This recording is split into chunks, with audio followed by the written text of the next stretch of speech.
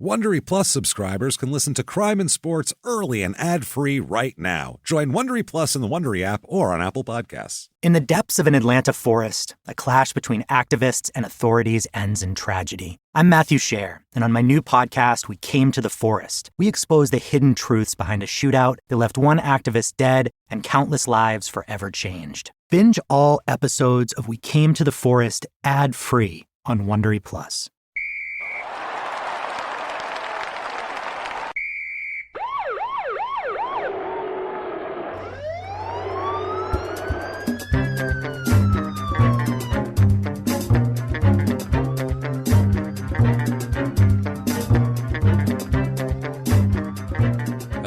Welcome back to Crime and Sports. Yay!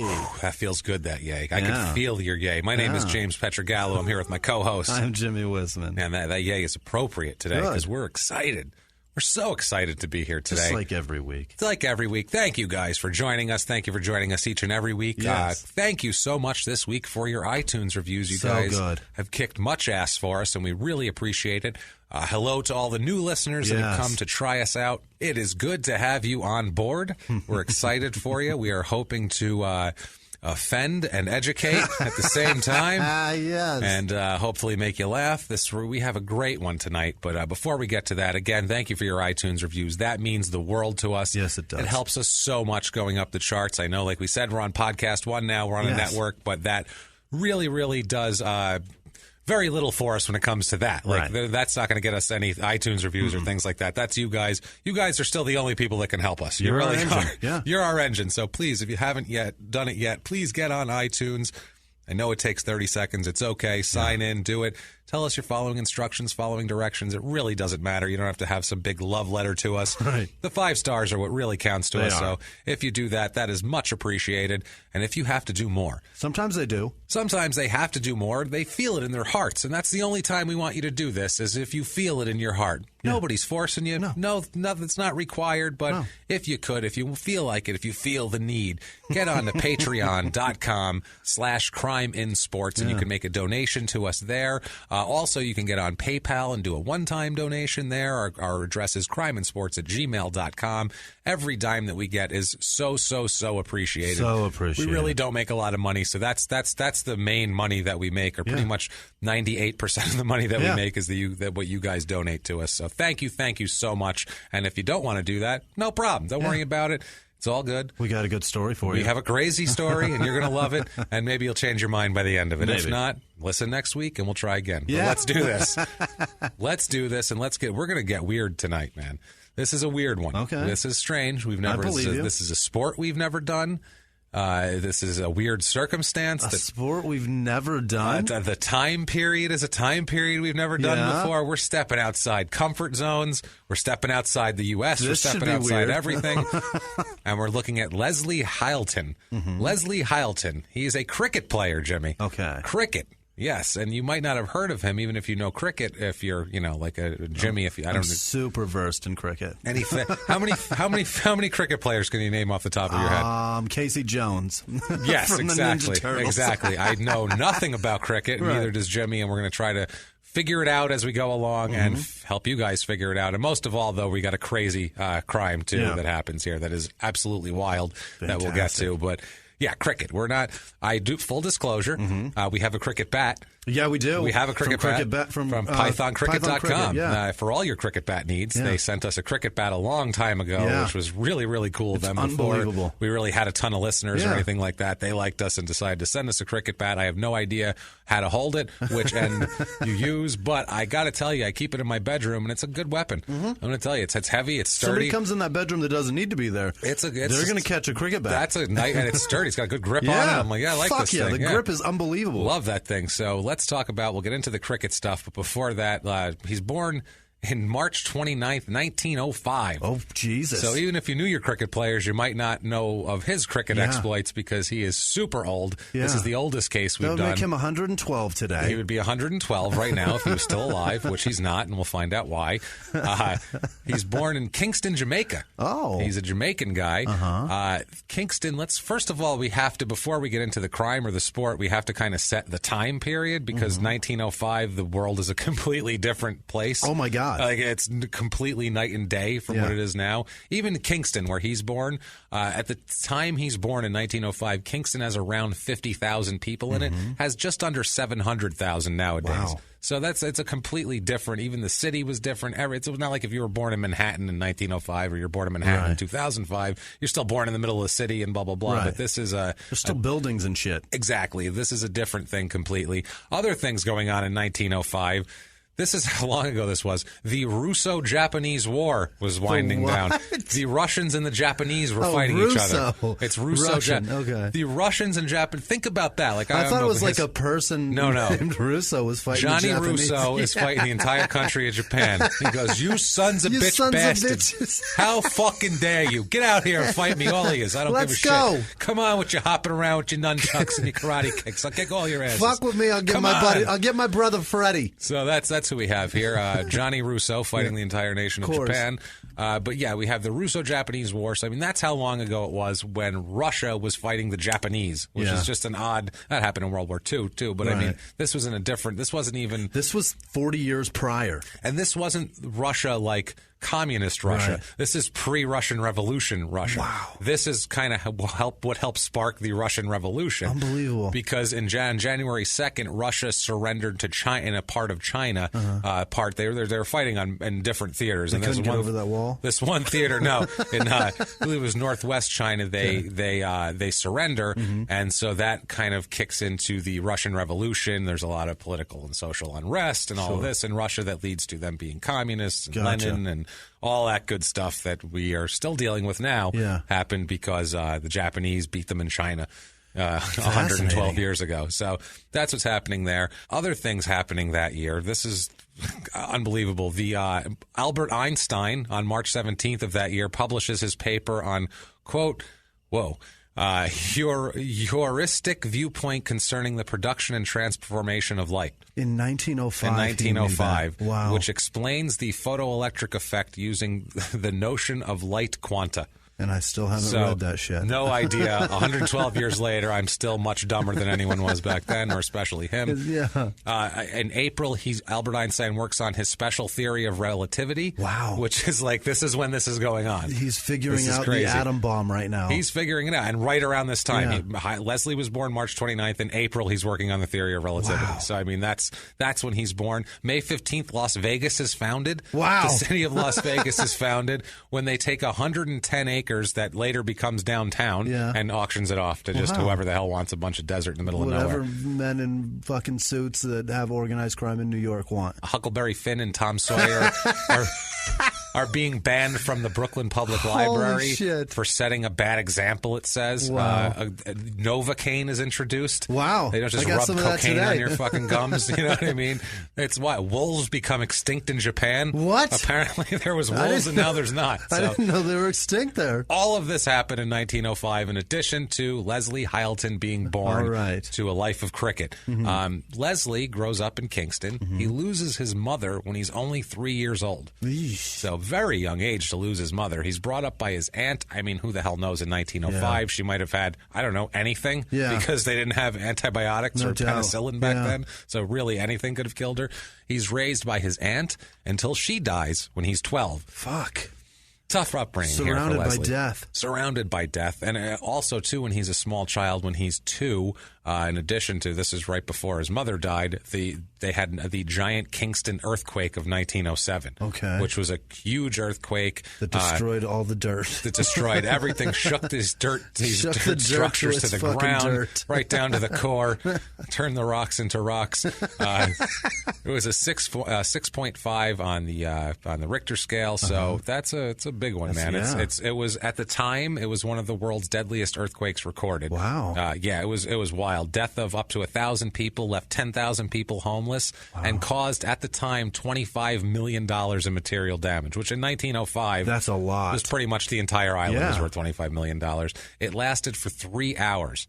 Too. What? This earthquake. Yeah, it was everything was on fire. Every single building in the city was damaged. That is terrifying. And nothing was built for that. Can you think of being in that state of panic for 3 hours straight, you just got to assume that it's never going to stop. Yeah, this is hell. This is the apocalypse. At 30 minutes in, you just got to be going, how am I still alive? I'm dying. This must be the apocalypse. Yeah, this is it. Yeah, this is what's going on here. Also, after that, on the north shore of Jamaica, there was a giant tsunami because of the earthquake. Because it's been shaking for 3 fucking hours. A horrible time there. So he grows up in hard times. Yeah. Dead mother, rebuilding of the city as a child. Everybody in the town is dead. Everybody's dead. It's a bad time here. Jesus. His childhood, right around the time his aunt died, when he was about 12 years old, he leaves school.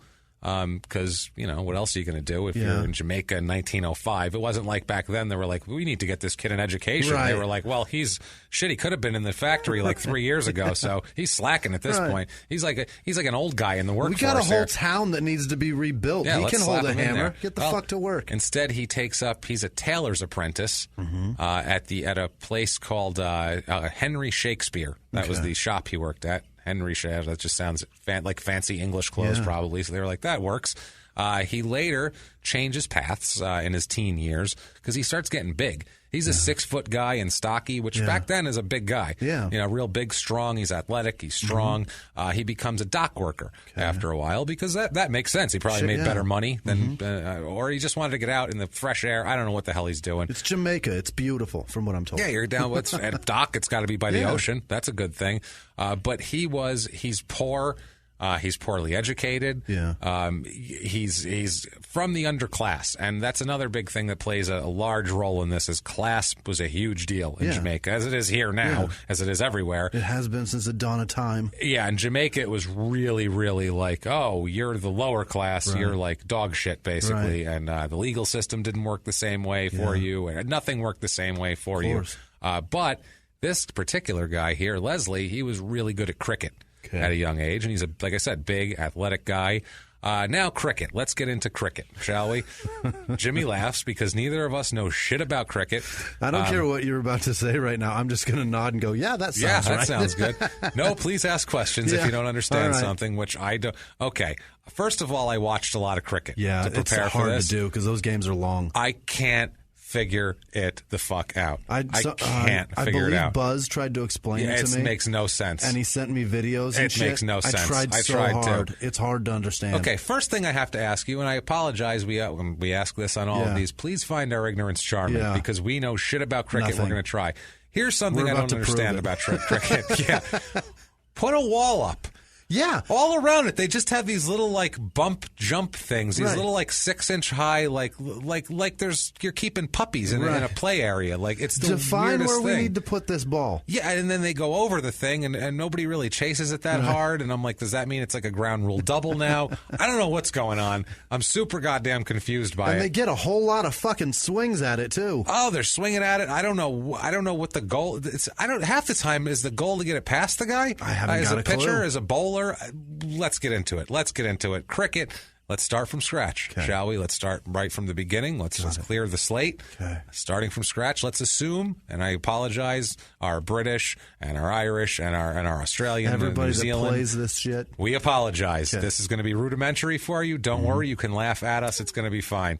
Let's start from scratch to the dumb Americans. And I don't know, Canadians, you play cricket? Probably. You probably play cricket because you come from the English. Anyway, this is the description of it here. Okay. It's a ball and bat game that I knew about. Yeah. It's 2 teams of 11 players each on the field, like American football. Yeah. So 11 players each. At the center of which is a rectangular 22-yard long pitch with a target called the wicket. Now that I've seen. That's the thing standing up there. Look like a not a horseshoe. What are those? Wicket. Wicket. Yeah. It looks like a wicket. It's a set of 3 wooden stumps topped by 2 bales at each end. That's the definition of it. Wow. Each phase of play is called an inning, which one team bats and attempts to score in the other opponent's field. So it's like baseball in that. They try to score as many runs as possible. Cricket was invented before baseball, right? Oh, yeah. Okay. Cricket's an old sport So they got here. the inning before us. Yeah, that's where they got it from. Baseball, there's a lot of disputed shit of where baseball comes from, but it's kind of like they said they took a game called base that they played, and then they kind of mixed that with cricket, and they kind of perfected the shit out of it. Yeah, they took rules from each thing and said 90 feet's the perfect amount of distance to have between the bases, and they 3 chances to take a swing at a ball that's within your fucking swinging range, and that's enough. Yeah, exactly. That's all you get. You want to be a man? That's what you get. 3 chances. 3 chances, and that's it. Now, it says this is what I got out of this, depending on the type of match, the teams have 1 or 2 innings apiece, and when the first innings end, the teams swap roles for the next inning, which makes sense. Except in matches which result in a draw, the winning team is the one that scores the most runs, including any extras gained. This does not make any sense to me. We're going to get more into it before. Okay. This is what it looks like to me, okay? Yeah. And this is weird. Okay, first of all, the guy comes up to bat. He's the batter, I assume, because it says batting stats. So he's the batter, and he's got the cricket bat, and he's got looks like what a woman wears to do like horse riding, that kind of helmet, like their hat helmet thing, except with a face mask on it. They got a face mask? They got like a metal, like a face mask on there. They come up, they stand there. Yeah. Looks like they don't really take a swing at the ball. They just kind of try to shoot it out, almost like there's no wrist in this at all. If you guys just swapped your wrist a little bit, just got a little break in the wrist, you might be able to get a little more. Crush that goddamn thing. Yeah. Are you not supposed to hit it in the air? Is that the goal? There sure isn't a lot of it. Because they don't seem to be trying to hit it in the air a lot. Like, I don't understand if that's like, has no one ever thought of it, just to not hit, or is it like that not okay? Is it better to hit it on the ground? You're supposed to hit it at something, I believe. And are the guys, do they have gloves on in the field? I couldn't see. If they are, they're very small. Yeah. And if that's a fucking heavy ball, too. It's bigger than a baseball. Yeah, it's heavy. It's big. And I'll tell you that by how fast they throw it later on, which is crazy, too. God, we sound like idiots right now. But we're literally trying to figure it out. And trying to figure out what the fuck we're like an 8-year-old figuring out your fucking sport. I don't know it at all. And I really tried. I even watched like tutorial things. Yeah. And it just doesn't make any sense to me. I guess I'm trained from other sports and trained in baseball. That's and the problem, it makes no sense. When you're trained on something that's a tradition in your country, I'm sure that they laugh at our fucking sport. Well, I'm sure. We're not saying they're better. Right. We're just, that's what we're used to. I feel like they get like 10. Something like 10 chances. Maybe. Or 10 balls to hit. It's crazy what it is. I saw one go past the guy one time, but then the batter seemed happy about it. But he seemed happy about it. I'm like, but what, that's not good, I thought. I thought you were trying to block it. And then they say that the other guy's is he trying to hit the wicket? The pitcher, I'm the bowler? Not sure. I don't think he is, because the other guy's standing right in front of it. It would be it would be like if you're standing on top of home plate, put it over the plate. Right. You can't put it over the plate. There's a man there. You're standing there, dickhead. So it makes no sense. Like, and if anyway, we'll get into a little more of the.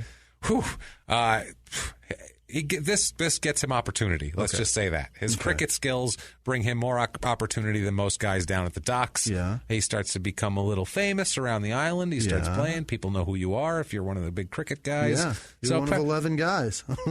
That's it. Life's going well for him. He debuts in 1926. 1927. It's a 3-day match. Oh. That's the other thing. That's too much. Days-long matches, 3-day-long matches. That's too much. Where at the end, they're like, it's a draw. And that's called the NBA playoffs. And by the way, there's no fucking draw. Somebody better win. If you play for 3 days and nobody wins, holy shit. No, there would be riots. Imagine going to a game every day for 3 days. Now we got to go back again. It's still going. And you go we back got for tickets, 3 days. Dad. We're going. We're going. And then at the end, they're like, it's a draw. When you get home, who won? That's a draw. I would ram a ticket up a fucking player's ass. You better get out there and score, goddammit. Yeah, no wonder why everybody's stoned in Jamaica. They have to be. Otherwise, they'd burn the fucking field to the ground. I would go nuts. And no wonder why 3 fucking days and it's a 3 draw? Days. No, I'm not doing that at all. So anyway, he debuts on February 19th, 20th, or 21st and 22nd of 1927 in a 3-day match. It's at Sabina Park in Kingston, Jamaica. Okay. It's Jamaica versus L.H. Tennyson's XI. I don't know what the fuck that is. That's in England. Yeah, it's an English team that comes to play them, but I don't know exactly what that is. Whatever. The results of this 3-day match. Drawn. Match drawn. Match drawn. No. I don't understand it. Hylton plays in this. I think people are upset enough watching a football game that ends in a tie that took 3 hours of their life in America. People lose their shit over that. How do you do 3 days? I have no fucking idea. I have no idea. He has In this, he has 12 overs. What? He has one. What does the M stand for again? Oh, I had this shit memorized. The M. I don't remember what the M stands for. He had one M. He had one M. He had 41 R's, whatever the fuck that is. I'm guessing runs. 41 runs and 0 wickets. Okay. So that doesn't seem good. Seems like he should have had more wickets than that. That many chances? He should have got at least a wicket one. or two? I don't know. How many wickets you got there, buddy? Come on, get your shit together with the wickets. I'm not sure. Maybe something bad. Yeah, I'm looking at this stat sheet. Yeah. The totals here. Wow, this is wild. Totals for Jamaica in the first innings, they had 9 wickets declared. Oh. Now, to declare them, is that different than... You got to declare them if you want them. You have to, declare it before you take it over? Is that what it is? You have to declare your intent? You know what? I just remembered something that I was told. It's kind of there's something like capture the flag going on in this too. Okay. Wow. So you've got to. That just threw a really. Yeah. So you've got to declare the wicket, and they can't in the inning or something like that. But wouldn't you always want the wicket? Yeah, you want to declare the fucking wicket. Don't you just declare it when you step out on the field always? I want all the wickets. you got to put the ball through it. No, I said it first. So what if the other guys put the ball through it and you declared it? Jesus. Well, that's what I mean. You call it. Well, then what are you fucking declaring then? Everyone's trying to declare it by hitting it? I don't fucking know. Okay. Everyone's trying to get whatever the goal is. Everyone's trying to declare the fucking wicket. If that's the goal, let's just say that the goal is to get wickets. Yeah. Declaring them, I would feel like it's just by showing up, you're declaring that you... I'm clearly declaring it. I'm wearing a uniform. I'm here. I have this stupid women's riding helmet. Women's riding helmet. I have this fucking badass bat. Yeah, this awesome bat. It's from fucking Python Cricket. I'm here to play. And I'm here to play, goddammit. I am here to declare that fucking wicket. That wicket. So... I don't know what that means, but apparently it doesn't mean it's great because there was a draw. So apparently the other team had 9 wickets declared too. Oh, those sons of bitches. They had to declare the same amount. You're right. They had to declare the same. I guess maybe they didn't. I don't know. So dumb. One guy had 5 wickets on the team. Wow. Scott with the last name Scott. He had 5 wickets on the one for the Jamaican team. But that's pretty good. He's wicket it keep that motherfucker around. Oof, man, he's a sign as a free agent. That kind of wicket play gets you signed. Jesus Christ, there's so many dumbness. Wow. So he is he's right-handed, and he's a fast bowler. Okay. And they call him an aggressive lower order batsman. Okay. Which I don't know what that means, even though I tried to find out. But I do imagine it's like being like a leadoff hitter that bunts a lot. Okay. I feel like maybe that's what it is. I was guessing like later in the lineup cleanup hitter.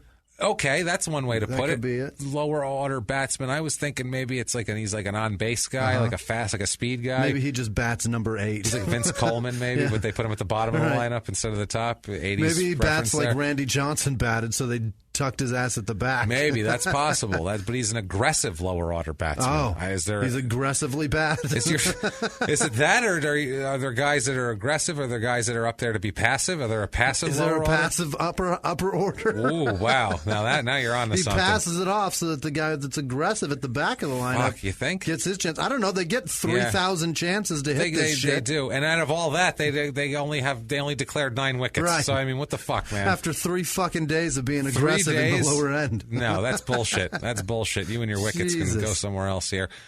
So the bowler here, this is like the pitcher, if you're a baseball fan here. Apparently it's one of 3 main approaches to bowling in the sport of cricket. There is fast bowling, which I guess is just trying to zip it past the guy. Your overhand shit, and they bounce it once, and it's a wild scene, man. So looks weird. It looks dangerous, too, honestly, the way they're playing it. Feels like they need a bigger helmet. A bigger helmet or more something. I don't know. They have pads or something. They have those big, goofy, like hockey goalie gloves on, basically, that they're using. They have that at batting. That's right. They're using like those big old gloves. In case it touches your precious fingers. Yeah, they just kind of shove the bat into your gloves because you can barely hold them. Mickey Mouse gloves. Yeah, they're really ridiculous, really thick. Apparently, there's also spin bowling, or swing and medium pace, or what they call swing bowling. Okay, apparently, that's your slider. The paced bowlers are known as fast bowlers. Apparently, they say that this fast bowler here doesn't need to have a super high speed, but apparently that's most of the guys now that are coming into cricket have more have a higher speed. Okay. It's becoming a high-speed pitching scenario. I don't know what's going on here. You're apparently just trying to get the ball past the guy. You're just trying to blow it past him, just like a fastball. He's looking inside, you throw outside, that sort of thing. You screw up, he fouls it off. He can't lay off the high fast one, so pitch it over his head. Like that's exactly right. Very baseball oriented. Yes, exactly. Then you have your swing bowlers, which are apparently like a curveball. Yeah. They're curveball throwers through the air, which I don't know how that would work with the bounce. Yeah, it's got to bounce. Here's the thing about cricket. I'm so confused. If you want this shit to catch on worldwide and especially in America, you got to simplify this shit. Yeah, I don't think they want it to catch on here. I don't think they give a shit. It's complicated, but that's the thing. Who knows if it's complicated? Because baseball sounds complicated. You know if you it's fucking complicated because you tried to understand this shit. Let's go back to Blast from the Past, shall we? Let's go back to Blast from the Past where we end up at, that's our baseline for some reason with Brendan Fraser. Okay. In Blast from the Past, they're in the basement, and Christopher Walken's trying to explain baseball to him out of a book. And he's like... he's telling him, he's like, Brendan Fraser's like, well, why does the guy run? Why does he go to the next base? And Christopher Walken's like, because he must, son, because he must. And he's like, but why? Why can't he just stay put? Because he's saying in a forced play, when a guy's going from second to third and he's forced to go from second to third, he's like, well, why does he run then? Why doesn't he just stay? Because there's a guy behind him coming. Because he must, he says. And then he doesn't understand it. And then later on in the movie, he's watching a game and he sees it happen and he goes, because he must. I get it now. When you see it, you have to see it. And I don't know if I've seen it and I watched it. I don't know if that needs to be put together with Christopher Walken explaining this to me. It would be textbook. Fun. I would enjoy that. I could probably understand this better if Christopher Walken explained the whole thing to me. So here's the thing. Everybody start tweeting at Christopher Walken and get him to explain it to us while we watch it. How many hits would that YouTube video get? Oh, Christopher Walken explains cricket. So many. I would fucking watch that. It would be bananas. I would definitely watch that. It would surpass the music video from Fatboy Slim of him dancing on the walls. I guarantee it. By far. Now, there are some fast-ass bowlers here. The fastest guy was a Shoaib, S-H-O-A-I-B. Who gives a shit? Shoaib Akhtar. That's his first name. Shoaib is his first name. Akhtar, A-K-H-T-A-R. That is, it sounds like he's allergic to something. He's allergic to Shoaib and Akhtar, both of them.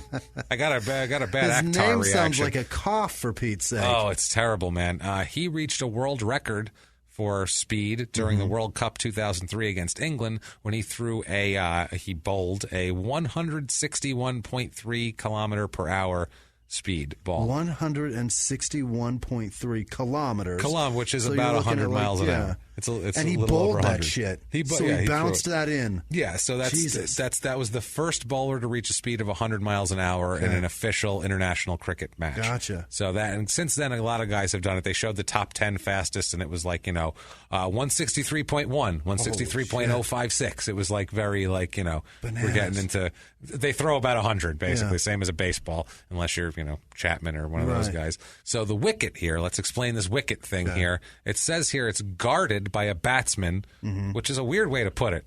It's guarded by the batsman. Is he fucking smacking it back at you? So is the goal to try to hit the wicket with the ball?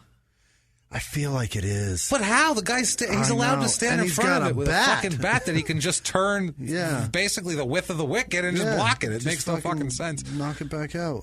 He's attempting. Okay, he's got a bat and he's attempting to prevent the ball from hitting the wicket. Okay. Yeah. I guess they use the term taking a wicket is dismissed. It's like a strikeout, apparently, I guess. Okay. Or I don't know if it's a strikeout, but it's a dismissal of a batsman, which sounds very British and polite. Fuck yeah. Yeah. You are dismissed. Yeah. Sir, you may leave now. And he's like, oh, thank you very much for the opportunity, sir. And he just walks away. That'd be great. Instead of you're out, it's you are dismissed. And the cricket pitch is sometimes called the wicket. Well, how the fuck does that work? That doesn't make any sense. How is that called the wicket? If that's you can't call two different things that are that's near each other the same fucking word. We don't call the ball the first down marker. No, you can't do that. No, you can't. Good God, you can't call door and window the same word. That doesn't fucking work. They're different things. Holy shit. So, this, I don't know what that means at all, but he plays first-class cricket, Leslie does, for Jamaica from 27 to 39. Okay. He's in that whole time. We're going to get into the international competition. He goes and plays in England. and makes him kind of famous. I'm just so fascinated with his wicket shit still. I can't get past it. I swear it's like capture the flag. I don't understand it. If dismissed by a bowler, the bowler is said to have taken his wicket. What? Wow. Yeah, the number of wickets taken is the primary measure of a bowler's ability. I'm going to say that's a strikeout. Bowler's ability? What? A bowler, if he's a good bowler. Okay, so he's the pitcher, though. So if he takes the wicket, is he declaring it? Yeah, I think, do you have to declare it before you take it? As it's going 100 miles an hour, do you have to say, I declare, sir, and then you take it? I don't know how this works at all. Also, to a batsman to be dismissed by being bowled, run out, stumped, or hit wicket. How do you get stumped? I have no idea. You can get hit wicketed apparently also, which sounds painful. Sounds Struck like it involves out your ass. is stumped basically. That's just I didn't know that pitch was coming. You're getting stumped. Wow. Yeah, this is crazy. I don't get this at all. And then they're talking about the bail again. Yeah. On top of the ball on top of the. I don't understand how this works, man. This is crazy. And then the bails on top of the wickets. Yeah. Wow. Well, I guess there's no more bails because if it's too windy for them to get up there, this is a mess, man. I don't know. This is how when somebody's asked a question and they don't know the answer and they give like a bullshit answer and then somebody else gives like another bullshit answer and then they like start agreeing on things and then they get so far away from what's actually you have no what idea. the answer is. They're both That's full what of we're shit. doing right now because we're just like, what the fuck? We have no clue. Doesn't make any sense. No idea. Also, too, a team can win. I want this shit explained. Here's something real quick. If you give me an ice rink and a goal and then some sticks and a hockey puck, I will eventually figure out how to play hockey. You know what I mean? I get you. If you give me this fucking these rules, don't even give me the rules. Just show me the field and then show me the fucking equipment, and I will tell you, fuck you, I'm going to go play hockey because I don't know. I would just play wrong. I would hold the bat. They would throw the ball, and I would try to hit it as far into the air as I possibly could. Well, would you even try to throw the ball? Because you got to figure out how to do this. I wouldn't try to bounce it. I know that much. I'd try to get it, but that would shock the shit out of the guy if he's standing there waiting for this thing to come and bounce, in the dirt. And I just hit him in the middle of the chest with it. He'd be like, holy fuck. I'd be like, I've declared your wicket, sir. I'm going to be a pro. This shit is mine. I own this wicket. I'm going to be a pro. That's how I'm going to surprise everybody. They're not going to see it coming at all. Apparently, this just blew my mind here. A team can win a match by a certain number of wickets. Okay. So it says this means if they were batting last and they reached the winning target with a certain number of batsmen still not dismissed, a team's innings end. Wow, when 10 batsmen are dismissed, that's a lot. Okay, so that's everybody what it is. It's 10 batsmen. Wow, if the side scored the required number of runs to win with only 3 batsmen dismissed, they're said to have won by 7 wickets. Okay, that makes sense. The wickets at that point are a leftover batsman. So if you win and you have people left over, like if you're more wickets. Like if you're in the 9th inning, in the bottom of the 9th inning at home, and you score the winning run, if there's 2 guys left on base, they don't score because it's over when the run's scored. But they don't say you won 4-3 plus 2 extra guys. They don't say that. What about the guys that 2 extra wickets? What about the guys that are due up? That's everybody. That's what I mean. That's what I mean. Like in baseball, what if you get the rest of your order too? Yeah, that's it. You get 6 other wickets. There you go. I don't know what, dude. This is bananas. Wow. Also, there is a term called a sticky wicket. Which, oh God, do we even need to say what the fuck that sounds like? It refers to a situation when the pitch has become damp. That sounds as though somebody has masturbatorily declared the fucking wicket. That sounds like we've made it sticky. Best of luck. That sounds like someone really cockney is like my pitch is damp. I can't even get it out. Come over and get my wicket sticky, would you? Drunk as shit.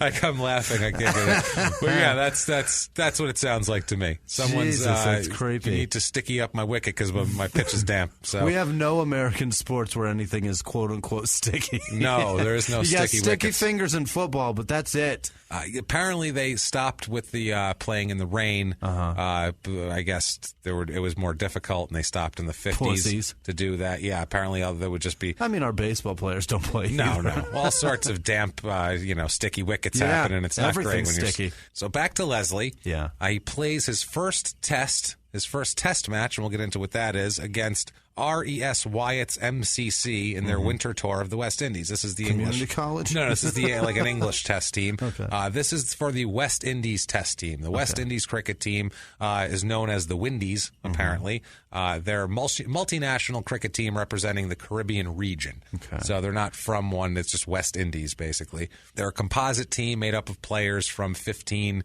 they say mainly in English-speaking Caribbean territories, different, countries, different, colonies, however you want to put it. Different cultures coming together to play cricket. Yeah, and the West Indian team's doing well. As of August 7th, 2017, so this week, they were ranked 8th in the world in tests.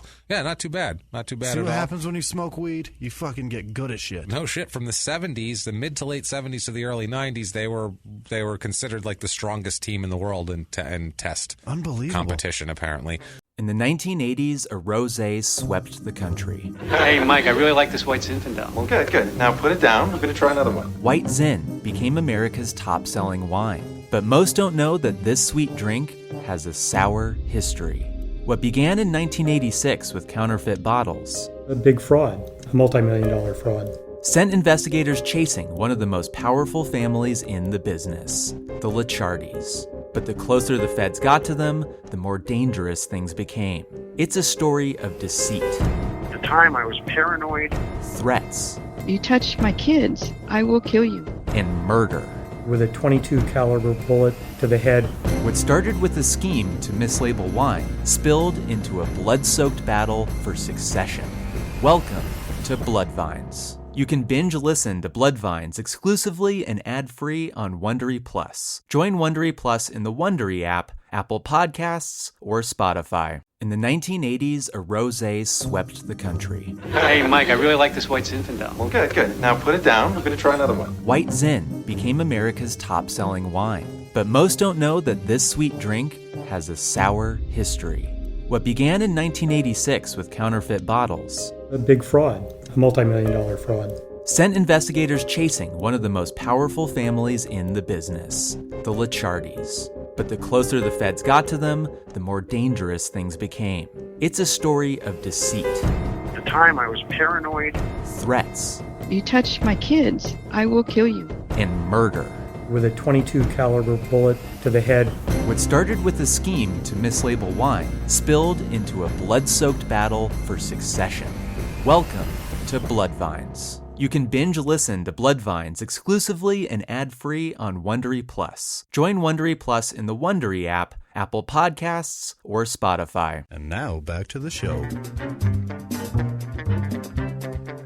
They have some that are in the International Cricket Hall of Fame that are from the West Indies, and I just have a few of these names because they're funny. A lot of Sirs, Sir Frank Worrell, Sir Clyde Walcott, Sir Everton Weeks, Sir Curtly Ambrose is my favorite one. Unbelievable. And Sir Viv Richards, who they made fun of. Name your kid Viv and see how much he doesn't get his ass kicked his whole life. And my favorite, Sir Andy Roberts, which doesn't sound like a sir. Andy Roberts? Yeah, he sounds like a plumber. What the fuck is that? Yeah, Andy Roberts. you can stick a sir in front of that all day long. You're not getting any goddamn respect. I'd rather be to that. named Viv. Jesus, what a I like horrible Viv name. better, or Curtly. Yeah. Test cricket is the longest form of the sport of cricket and is considered of the highest standard. These are the international teams. Like we said, they play 4-inning matches, which can last up to 5 days. Holy shit. 5 days, these fucking matches. 4 can last. innings? 4 innings. What the fuck? Because you have to go through everybody. 5 God. days. Dude, okay, guys, everybody. It's I know too much. I know you love cricket, okay? Yeah. I get it. 5 days is too much of a fucking commitment to give to any sporting event. I'm sorry. One inning It's in a just day? Like, look at Not the, even. No, that's what I mean. Look at the in You the got to United take States. a break in between an It's inning. nuts. That's what I mean. You stop ever halfway through the first. I guess we'll call it for the day. What is going on, man? Like, look at the in America, the Super Bowl is like the most giant thing, Yeah. and millions of dollars for 30 seconds of ad time and all this type of shit. It's one fucking day. It's like 4 hours. There's a shitload of pregame, and we get food and all that, but it doesn't last for 5 days. Here's the other thing. We've got baseball here that's very similar to cricket, but it's over in 3 hours. 9 innings, 3 hours, done. And they just passed rules to make that shit faster. And if it's like an extra inning game that goes like 18 innings, it's like a novelty. It's like, hey, this game's like 5 hours long. This is crazy. Look how tired they are. 5 fucking days for 4 innings. You can't gather with your friends to watch that. Hey, everyone come over Saturday to watch the game. And Sunday and Monday and Tuesday. And it might be Wednesday, too. Just everybody come over. I don't know how long. You have to bring what do you do? How much beer should I bring? All of it. Fucking all of it. How do you plan to go watch the match? That's crazy. I need off work tomorrow. I have the cricket match. I might need off Tuesday, Wednesday, Thursday, and Friday also. I'm not sure. I'll let you know how many sticky wickets are there. It's 4 innings, you guys. It's crazy. I'll let you know how many sticky wickets happen. I don't know what's going on here. Whoa! So it's 4 whole innings. This shit could go all month. It's 5 days. It's insane, man. I would cry. And the name Test it stems from long, grueling match being a test of the strength of both sides. Yeah, That's it's what a test to see if I can stick through watching this whole fucking thing. It's an endurance test, is what it is. It really is. The first of the audience, of everybody's patience, of the audience, of whether the players really want to do this with their lives after 4 days. After 4 days, you got to be reconsidering. Yeah. You're like, my father owns a butcher shop. That's probably not too bad. I can go do that. Game. This is fucking ridiculous. I am bored. Jesus, they got books and shit they're reading. Are we almost done? Christ almighty. When did they cut off beer sales in that fucking thing? Day 4. Day 4, they cut it off. Day 4, about 6 p.m. I think. Poor guy running through the stands screaming about hot made cookies. Fuck it, you guys. They're free now because I quit. Who cares anymore? They'll be in the parking lot. Well, God, you'd have to sell full meals going through there. Dinner, lunch, meatloaf. Get your meatloaf. Get your pillows here. They're still playing, guys. I'm sorry. I apologize. They're very polite. They apologize. I think a guy's walking through the audience with Tums and prescription pills. You need them. Christ, you've been eating ballpark food for 5 days. 5 days. So the first get officially... your cholesterol pills. Come on, guys. Get your... What the hell is it called? I don't know the cholesterol pill, and I can't remember it now. I was going to... Damn it! It's your Pepsid AC. You gotta have some. You gotta have some goddamn some backup. Something with a troll on it, maybe. Lipitrol. Lipitrol. That sounds good. Lipitrol. I don't know. That might be for soft dick. I'm not sure. Lipitor. There's definitely somebody selling shit for indigestion. There's gotta be. Yeah, definitely. They're eating ballpark food all day for 5 fucking days. 5 days. Christ. So, the first officially recognized one of these insane matches took place in 1877, the test matches. They played cricket for hundreds of years before that, or at least a couple hundred years. But 1877 in March, from the 15th of March to all the way to the 19th of March was the first game. Match. And then they said, this is a good idea. Let's do this again. They should have just said, well, that didn't work. Shit, that took 4 fucking days. Yeah. What are we doing here? We're never going to get people to watch this shit. Oh, it was played between England and Australia at the Melbourne Cricket ground, where Australia won by 45 runs. Jesus Christ. It took 4 days to manage 45 runs of a win. They could have called that in day 1. Hey, they're kicking the shit out of us. Listen, you guys, there's an 11-run rule. I was going to say, this is what happened to Little League, the 10-run rule here. This is terrible. Crazy. Now, also, too, they had an anniversary match in March of 1977, a 100-year anniversary match where Australia beat England by 45 runs. Jesus. Again. So, same margin. So, I don't know if they did that on purpose. It's the highest level of cricket, the test matches here. There was 12 national teams with test status as of 2017. Most recently being promoted is Afghanistan and Ireland. Congratulations, Afghanistan and Ireland. That's probably the only time you'll mention those two in the same sentence together because they have nothing in fucking common.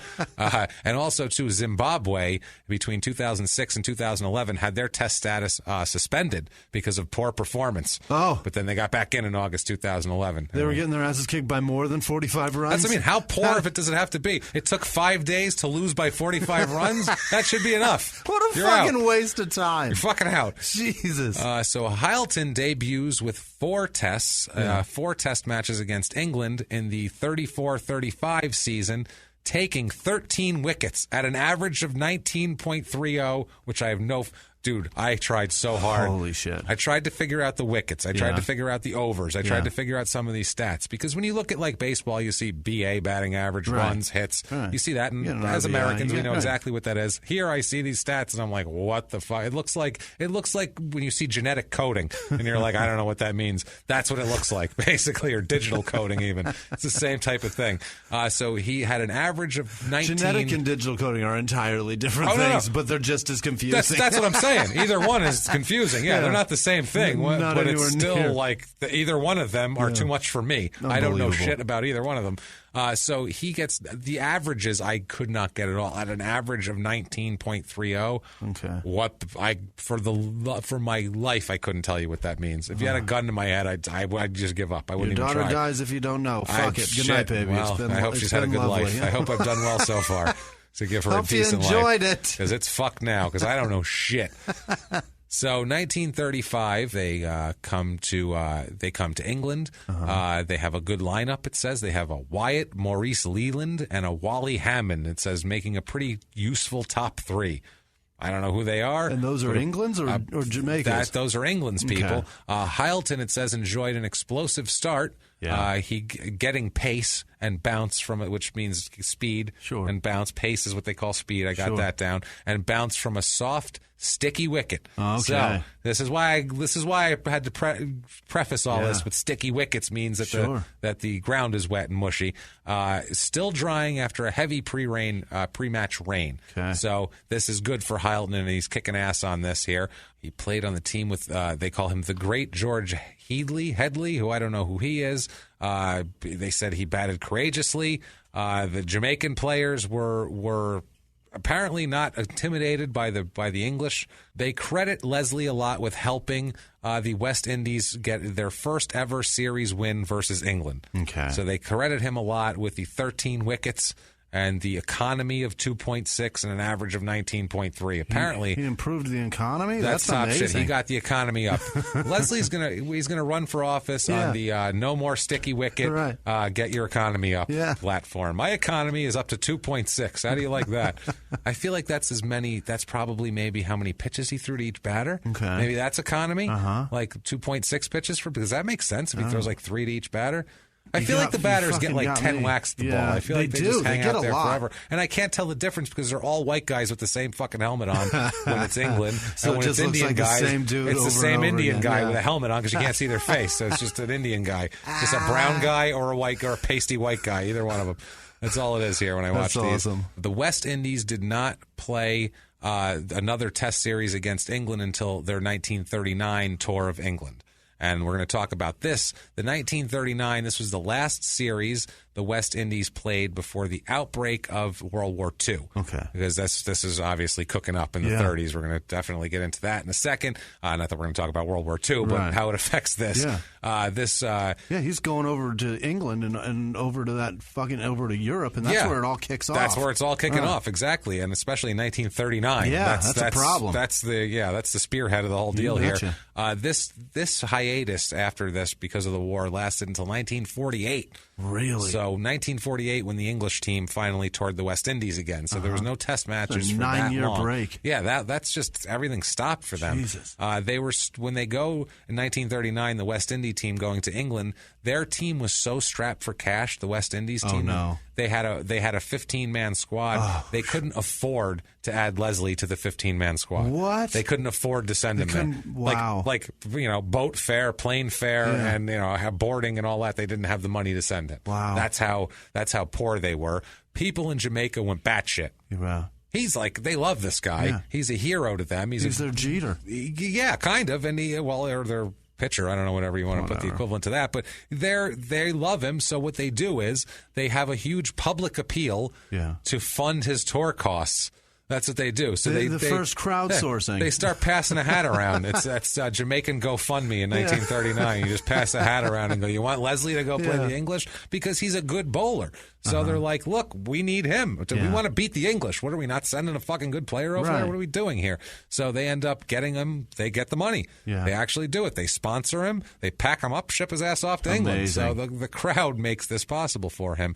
Now, in 1935, as we said, he was great. Yeah. They credit him with being like one of the main reasons they beat England back then. This time, not so great. Okay. Not so great at all. Really kind of piss poor performances here. He just does not do well at all here.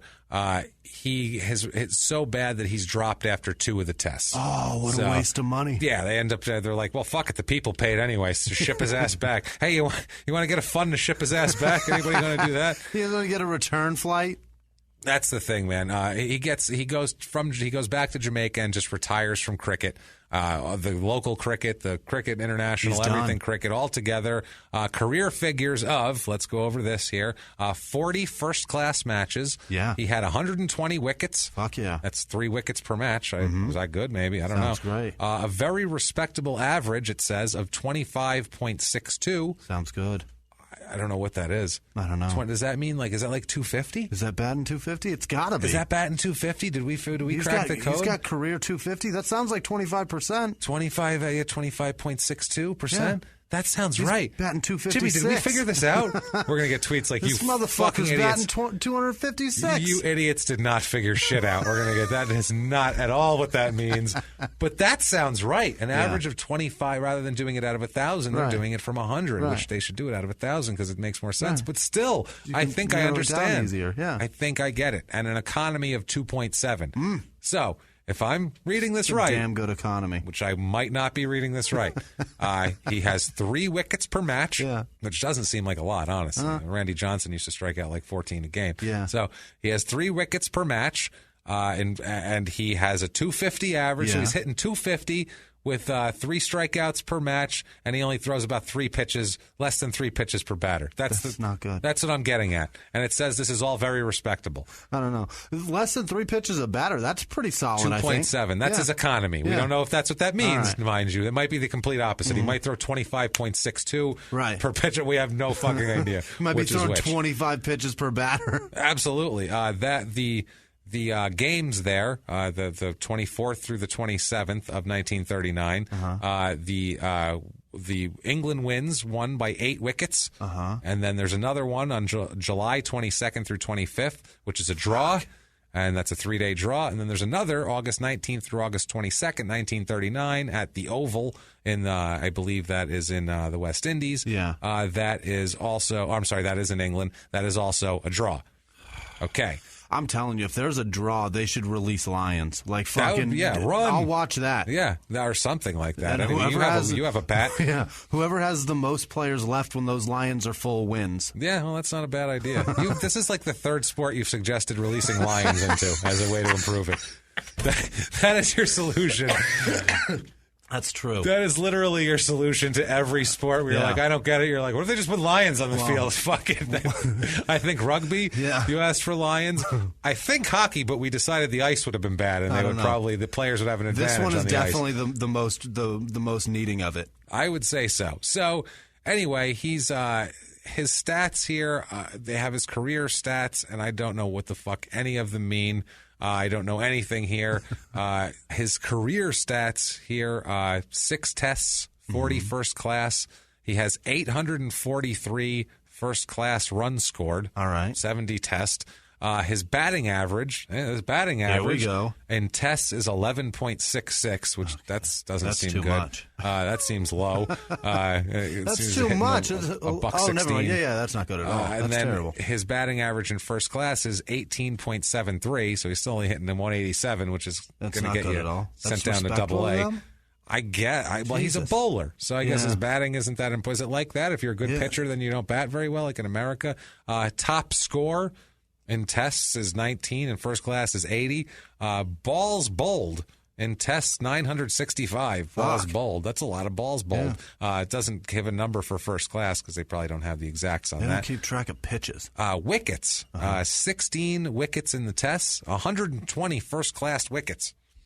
So, yeah. Is there a second class 120 wickets in the first class play in that league. He had 8, I don't know if that's good, 40 matches, 120 wickets. Sounds great. That seems fine, I guess. That's good. 3 wickets per match. That's not bad. In the interest of keeping this shit moving, I'm good. It's fucking, I don't know. I have no fucking idea here. And his bowling average is 26, about 26 is his bowling average. Okay, sounds good to me. I have no goddamn idea. Doesn't matter, because nobody gives a shit about cricket after this. Nobody cares that he retired. Nobody gives a fuck about the draws and 3-day-long games, because on September 1st, 1939, Germany invades Poland. All right. And shit is on. You just No more cheered cricket. the Nazi invasion of Poland. But there is no more cricket for the rest of the episode. I couldn't be None. happier about a Nazi invasion right now. Fuck. You're trying to figure cricket out? Yeah. Tell me about it. Good God. What the fuck do you think I feel? Yeah. Jesus Christ. I sat here trying to figure this shit out for 3 goddamn days, watching fucking cricket videos going, who is this guy now? Is this the same guy? I don't know. Did Nazi tanks roll across the field eventually? And you're just like, all right, good. Prayed good. for it. Yeah. I fucking prayed for it. So that's what's going on in Europe now. So cricket is over for a while. All No right. one cares about cricket because they're worried about being blown up. Yeah. Leslie just goes into normal life. He takes a job as a foreman with the Jamaican Rehabilitation Service. Yeah. And just recedes from the public eye. I don't blame him. Just takes a hike. Back then, you didn't make a ton of money for playing, so you got a normal job when you were go done. somewhere where there's no shelling. That's it. So he tries to lead a normal life. That's what he's doing here. He's going to try to find a normal life to lead. Yeah. And he, 1940, he meets a woman. He meets Lurleen, which sounds like a Southern woman, which is very funny that she'd be a Jamaican. She's very tall, very pretty. Yeah. She is the daughter of a guy named Philip Ezekiel Rose. That sounds Jamaican. That sounds Jamaican. Ezekiel. He's the sub-inspector of police for Jamaica, basically. And his wife is Constantia. Constantia. That's her name. I want to say that's so different. Constantia. Constantia. I want to say it's so different. I want to say Constanita, but that's not her fucking name. Philip, actually, the father, Philip Rose, was the first black inspector of police in Jamaica, which is a big deal. Because that sounds fucking weird. Well, you would think. How are you having so many white people in fucking Jamaica? Because they are owned by, there's the West Indies. But how are you having so many white people in power in a place that I don't know. Ask South Africa up until the 1990s. Ask Mississippi up until fucking, you got yourself a point. So, I mean, it happens. Weapons, money, military might. Yeah. These things fucking happen, man. It's bad. But you would think in an island like that, they would. It'd be all black people. There'd be all, at least running the police, you would think. But no, instead, he's the first black inspector of police in Jamaica. And he's later awarded the Colonial Police Medal for Meritorious Service. Fascinating. So, her He's father's a noble, honorable guy. He's a big deal down there, too. He's known as a big, upstanding, badass, tough guy. He's kind of like Kelly Lane's father in that episode there, an Australian episode with water polo, which we also didn't understand. Right. But we do understand that it's not a fucking sport.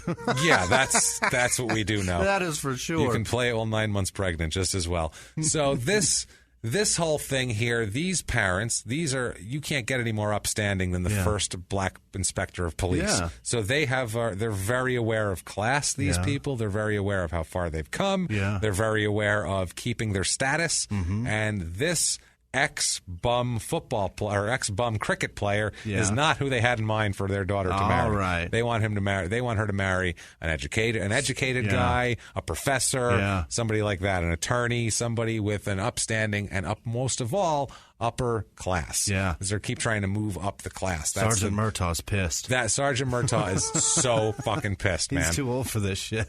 That's it, man. He was not okay. Rose, the father, was not okay with Hylton at all. They were like churchy people, upper middle class. They had servants. Yeah, like they made a joke. There was a famous thing there where the father said, like, our servants have better breeding than you. How about that? Like, they have better ancestry than you do. Basically, that's a solid burn. You're not even qualified to be our servant, right. No less date our daughter. You can't wash the royal penis. Yeah, fuck out of here. Yeah, exactly. So you are not touching our daughter's royal vagina either. No royal penis, no royal pussy either for you. Sorry. So, they completely disapprove of this whole thing. They tried to find every way to break them apart. Yeah. This is like an 80s movie here. Yeah. This is like some Jamaican Romeo this is like and Juliet Jamaican shit. Footloose. Yeah. Like, they're like, don't you talk to Kevin Bacon. John Lithgow's yelling at his daughter. Jesus Christ. I saw him dancing. So they do not want him anywhere near them, and they go through great extents, including Philip here, the father, Philip Rose, going through every shred, and this wasn't like back in the day where you can just pop in a name on a computer, going through every shred of police record paperwork, looking for anything, any evidence on the entire island or in England of any criminal offense that this guy committed, so they could say, see? He's a piece of shit. Terrible. Yes, you can't marry him. So instead, they found nothing on this poor guy. He's just some guy. Clean. He's clean as a whistle. He played cricket. He's not playing cricket. He's working for the rehabilitation center. Sure. That's it. So they end up reluctantly giving consent for them to get married. They have no other fucking choice, basically. They can't. She's a grown woman. She's going to marry him. She's got choices to make. Might as well make it look like they were into it, and that way it looks better for society. Right. So October of 1942, he marries Lurleen. All right. So now he's married. So this is fine. Yeah. I'm okay with this. This isn't like his life was spinning out of control. He's just easing into a different life. It's fine. He's good now. All right. Everything's good. This marriage was uneventful. They got along fine. Yeah. There was nobody beat anybody. There was no, domestic violence called. He didn't throw her off the balcony like Carlos Monzon. And lived happily ever after. Bye, guys. Bye, guys. Hey, have a good night. Thanks for tuning in to Crime and Sports. We'll see you next week, guys. Imagine if that was the episode. What the fuck? They talked about cricket for 45 minutes. What'd you do that to us for? They don't know a fucking thing, and this guy didn't even do anything. What a couple of assholes. Can you imagine that? We should do that on like April Fool's Day. We should do that. It wouldn't even be a prank. I would get so many death threats. Keep the episode at like an hour 50. We'll just fill the rest in with silence. You know what I mean? Like, so that way when they see it, the time will look real. I would never do that to you guys, but shit, would that be funny? Blue apron ad after blue apron ad at the end. And then after our hate tweet storm, we release the real episode. Like, April Fools, guys, calm the fuck down. Just kidding. Just kidding. Hilarious. We should do that with a bonus episode on April Fools. Watch out, motherfuckers. If it's April 1st, you better watch out. We're turning into real radio guys That's now. Right. Oh, God, Jesus. Never mind. We got April Fool's Day's pranks coming God. up. Coming up this April Fools. So, shit, man. Holy shit. 1947, they have a son together. Okay. Leslie and Lurleen have a son named Gary. Luckily, they didn't give him an L name. That's good. And Leslie, Lurleen, and Larry, or some shit like that. They named him Gary instead. 1948. She talked him out of it. Yeah, she's like, that's look, what happened. No, we're not naming him Larry. We're not naming him Junior. No. We're not. Don't you know what happens to athletes? Can we just name him Gary, please? Oh, thank God he didn't name him Junior. He would have been the first athlete to do that in our timeline chronologically. The very first. So the little Gary's born 1948. Next year, Lurleen's father dies. Philip Rose dies. Don't know why. Don't know what happened. It's the 40s. Could have been anything. Who the hell knows? Fucking shame. Died of shame of Leslie's lower class status. He hated it. Nose in the air. He died. He died of his nose being too far in the air. So he suffocated. He suffocated. He just couldn't take it anymore. A deviated septum. He didn't give a shit. So he'd rather die than accept this guy. So 1949. Yeah. Lurleen's brother Manley, Dexter Manley, just Manley. Lurleen's brother Manley gives the couple a Smith & Wesson revolver that belonged to her father. It's like an heirloom. It belonged to her father. He was a police officer. It's a gun. This, they think, is maybe a gesture of acceptance from the family. Maybe saying like, hey, this is Dad's and we're going to try to all be... It's a fucking hint. You know what I mean? Or maybe shoot yourself. I don't know. We'll see. Or I'm going to be coming with one later, so you better have yours. We'll never know. But... they were crazy with this fucking gun. Really? They acted like, this is nuts. These two were, I don't know what was wrong with these two, but this is not normal behavior. And I don't give a shit what country and what year, unless it's, the Old West in 1868. Yeah. This is not normal behavior here, okay? It was their habit to keep the gun in a bureau drawer, which is normal. That's fine for back then and whatever. Tuck it under the socks. That's all good. And bring it out at night as protection against intruders. Okay. This sounds normal, right? They take it out, you put it on the dresser just in case, or put it under your pillow, whatever. But what's not normal is a strange ritual they had nightly. They did this, where both of them, Lurleen and Leslie, would go out into the outside and just fire off rounds into the night sky as a warning to, quote, nefarious types within earshot. Jesus. So at this point, just if there's anyone just around out my there taking property warning shots, who's considering breaking in, just boom, boom, boom, boom. Watch out, motherfucker. They're We're shouting, here. going to bed, everybody. Yeah. Okay. See you later. What kind of behavior? This shit's by my bed. Bang, bang. This is like Yosemite Sam level stupidity. This is fucking This is nuts. This is crazy. So good night, you wascally weapon. Yeah, good night. So you caught my beginning of my okay. This gun also, they didn't take care of it. It was in like shit condition. It's all dirty. They didn't clean it. No, it's filled with residue because they just fire it off into the night sky. I have a feeling they're drinking and going out and firing the shit off like they got crazy. sock lint all in it. Once again, Tombstone reference. Like they're shooting at the moon. Like it's the same thing. Like I feel great. Yeah, that's it right there. Shooting at the moon. So yeah, this gun had a stiff trigger, and the cylinder didn't always align properly with the firing pin because they just didn't take care of it, and it was known to jam a lot. Jesus, so the revolver jammed. Yeah, you would think just they take good care of it because they like going out and shooting it into the sky. So I guess not. By 1951. They move in, the couple and Gary, the son, move in with Constantia. They move in with her. She's been a widow 3 years now. Yeah. And I don't know if this is to help with the kid or whatever the deal is, but I have a feeling I know why. Because of what she did in April, it makes sense that he would move in with her to help take care of the son, because men didn't take care of kids generally back then, especially in different cultures. Right. So in April of 1951, Lurleen makes a big decision and a big move, okay? She's a dressmaker by trade. She's trying to be more of a dressmaker. Yeah. She's trying to be better. This is starting the ring. Riveter just came out. This is starting the ring of Bertil Fox here with the dresses and all this shit, and on an island with dresses. This is. I'm starting to get a Bertil Fox vibe. Are you? Is there a machete coming out at any point? I wish at one point it would have been better off with that. But anyway, so she's a dressmaker. So in April starting in April 51, she would go to America, to New York, to train in the French art, the art of French couture, I guess, to make dresses in that fashion and help advance her career as a fashion designer. So in April 51, she goes to New York for a year. A year. Uh-oh. So, yeah. So he's sitting at home. Yeah. With his mother-in-law and his kid, and his wife's out making dresses. Like this is a recipe for disaster. Wow, life has not gone well at this point. In the 50s. There's not even TV. No. This guy has nothing to whack it to. Yeah. This is a tough. Eventually your spank bank empties. And he's sitting there with his mother-in-law who thinks he's beneath her the whole time too. So it's like she hates him. Yeah, she's making comments and shit like banging on the door. You whacking again? Okay, what are you doing in there with your sticky wicket? What's happening? You son of a bitch. Get out Better here. not make my towels sticky. Get out here. This picture, she's got a house coat. She's very grumpy. You know what I mean? She's a widow. She's pissed.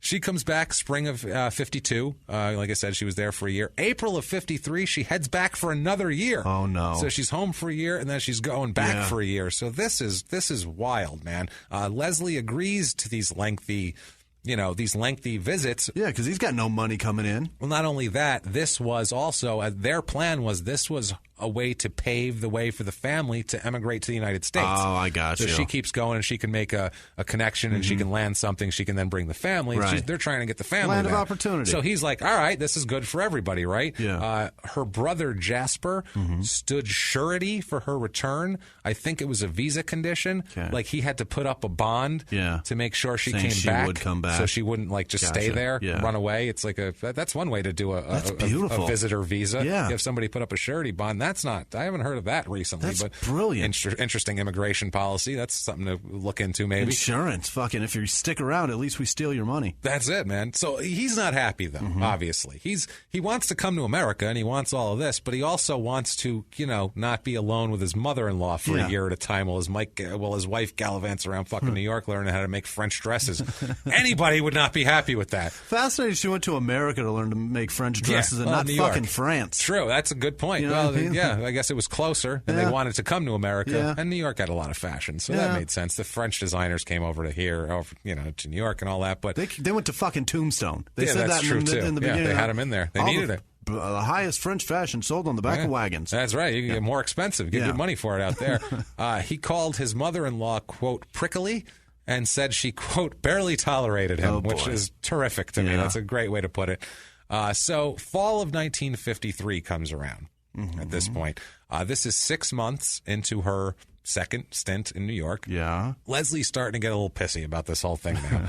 It's been enough. And he's like, okay, this is, starting to get a little much. And he has good reason to be pissy also. Yeah. Not only is he stuck with the kid, not that he's stuck with the kid, but by himself with the kid and stuck with his fucking mother-in-law, which is, I can't imagine for this guy. That sounds terrible. Especially someone who hates him. It's not like they get along. Yeah, She I hates like his my guts. mother-in-law, and I don't want to spend a fucking year with her. She hates his guts, and for the last 15 years has been saying how he's beneath them and their servants are more, well-bred than he is. So I would not want to be there either. But he also has good reason because there is a huge rumor going around in the States and starting to get to the island that she has been having a huge affair with a notorious Brooklyn womanizer named Roy Francis. Okay. So that's going on. He does not know about this, Leslie, at all. But this is the rumors in New York. This is the rumors everywhere. It's starting to spill over. And he doesn't know it yet. He's just impatient anyway. But it gets worse, at that point. So April 14th, 1954, Lurleen writes a letter to Leslie. A Dear John? Not a Dear John. Okay. Almost a Dear John. Okay. And it's kind of like a Hey Bob. It's not a Dear John. It's a Hey Bob. I'll put it that way. That's a lighter version of the Dear John. All right. Hey Bob. Hey, come here a minute. Come here, Bob. Come here, Bob.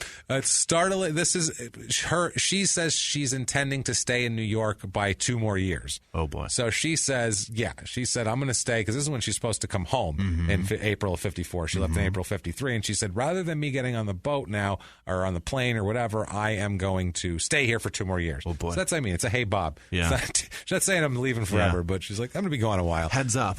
Heads up. Yeah. So 3 days later, on April 17th, 1954, Leslie receives an anonymous letter. Okay, it is a 642-word letter, which is a pretty good letter. Yeah. Typewritten. Oh boy. Which you had to go through Somebody effort took back some then. time. Yeah, someone took some time, and it is a description of all of Lurleen's alleged adultery with Roy Francis. What? It's called a lurid description of everything they do, everything. It's wild. The letter is from a guy from Brooklyn. Is that what you said? From a guy, yes, Roy Francis in Brooklyn. Did Roy write it? I don't know if I Roy want it wrote to be it. from Roy because a guy in Brooklyn That's possible. Sending a letter about banging some other dude's wife. Listen. It is dirty as fuck. Yo, when I eat her pussy. Let me tell you something about that. No, this is. It's not written in first person. All right. This is a third person. This is not third person. This is the New York Times hitting him with a scoop. Exactly. The letter is signed "Your Old Friend." Oh boy. Which whatever, and it talks about that it's completely brazen. Yeah. Their affair. It's just open. Yeah. Lurleen and Francis here. They went to a function given in honor of Mr. Manley, who's Norman Manley. He's a political campaigner and he's the future Prime Minister of Jamaica. He's having a rally in New York.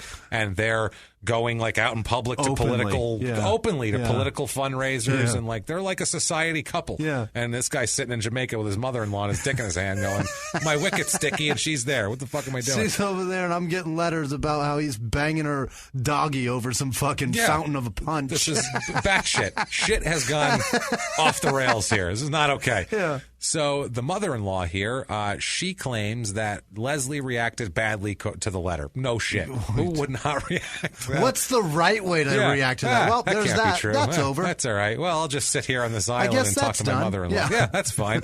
No worries. I live with her mother. I'm about to get evicted from my house. And it's not like he can text her. No. Be like, listen, what the fuck's going on? Like, he has to write her a letter and then wait for this is crazy. He's got to take a picture of that letter nowadays and send that would set off such a firestorm of text message fighting. Back and forth and back and forth. But this, she said, he caused a huge uproar. He was weeping, he was wailing, making noise, freaking out, in a rage.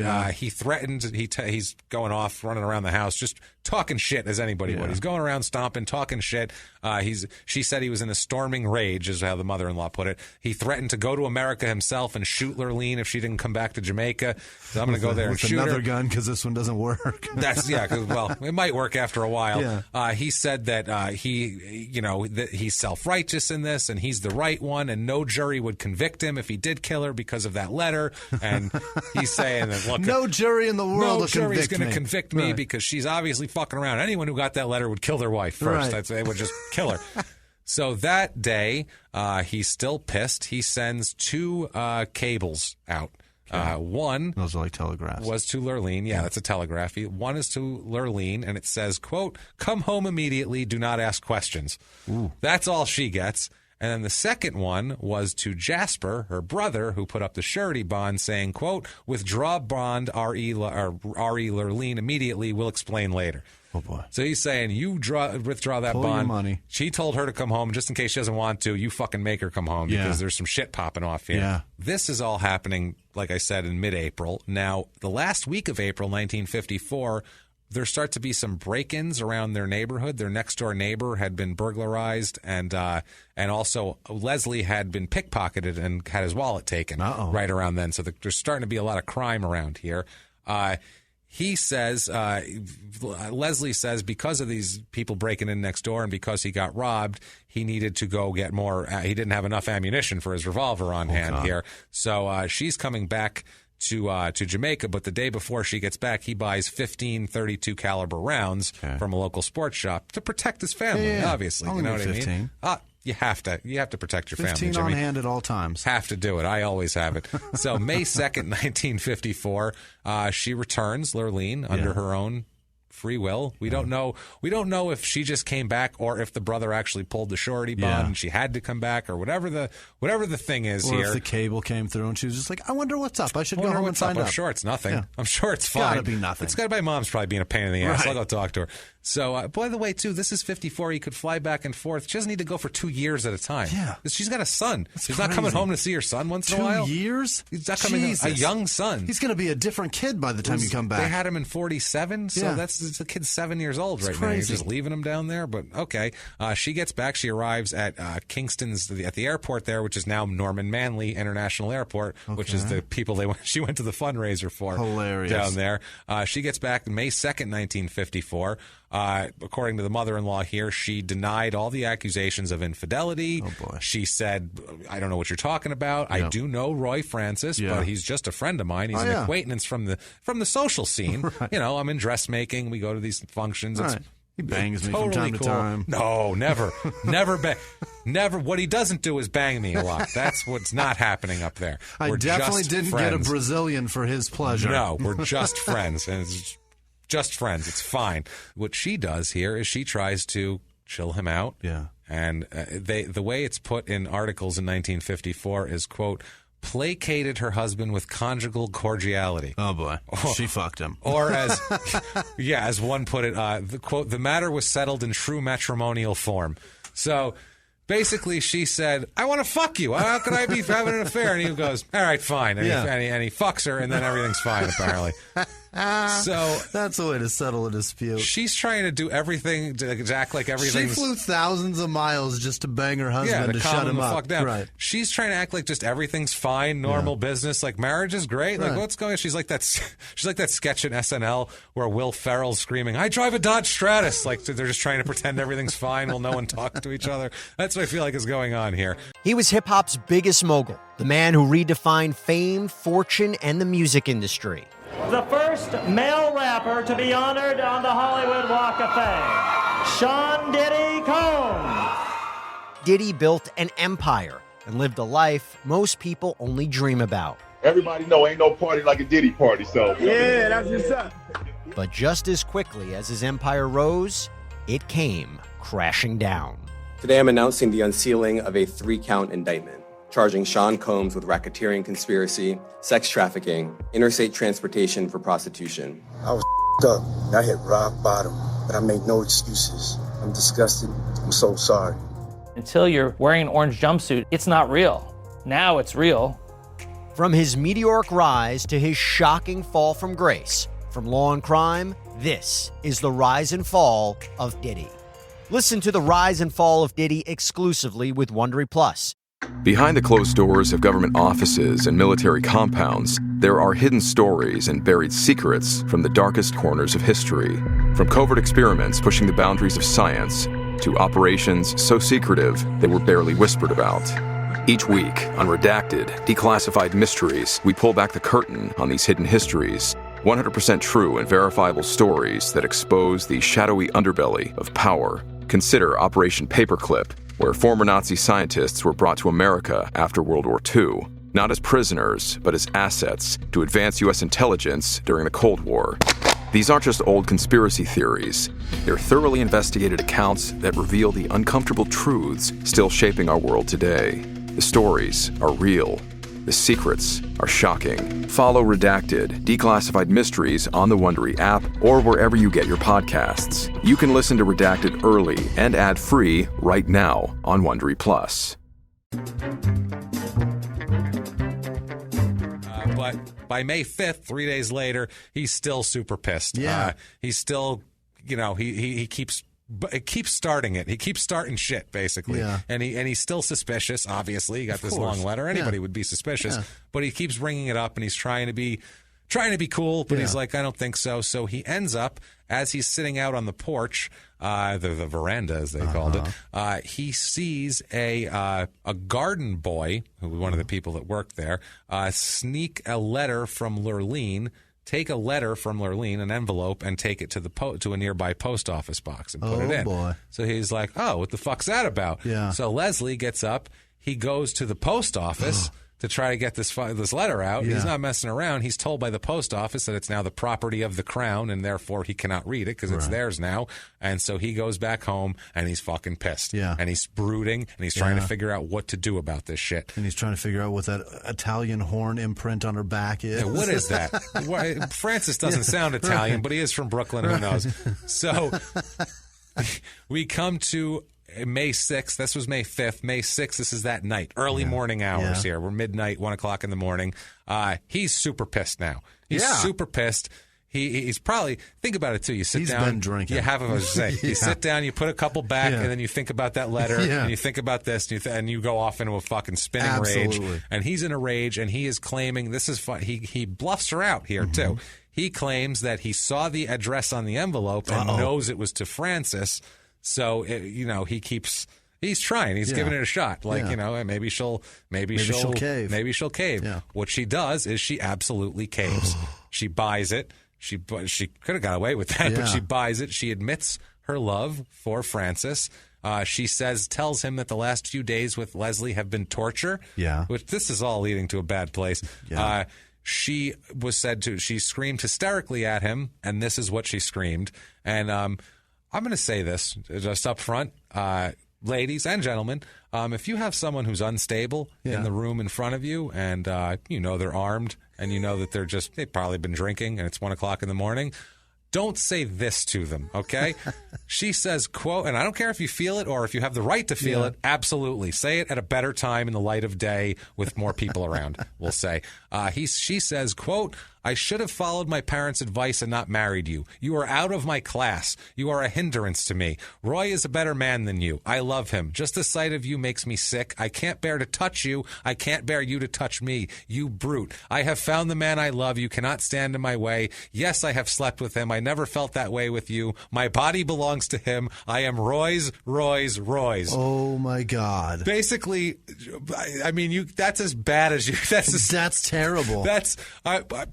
true or not, whatever, but that's as much as you can provoke a person. Yeah. Not that he should do anything. No. He should, at this point, pack his shit up and go to the Kingston Hotel and fucking stay there for a while. Get some spousal support. Go find himself a one-bedroom apartment and figure this fucking shit out. You know what I'm saying? Like, that's what he should do. Right. Go home and punch a couple holes in that one-bedroom apartment in the walls, because you're going to need to after that speech, boy.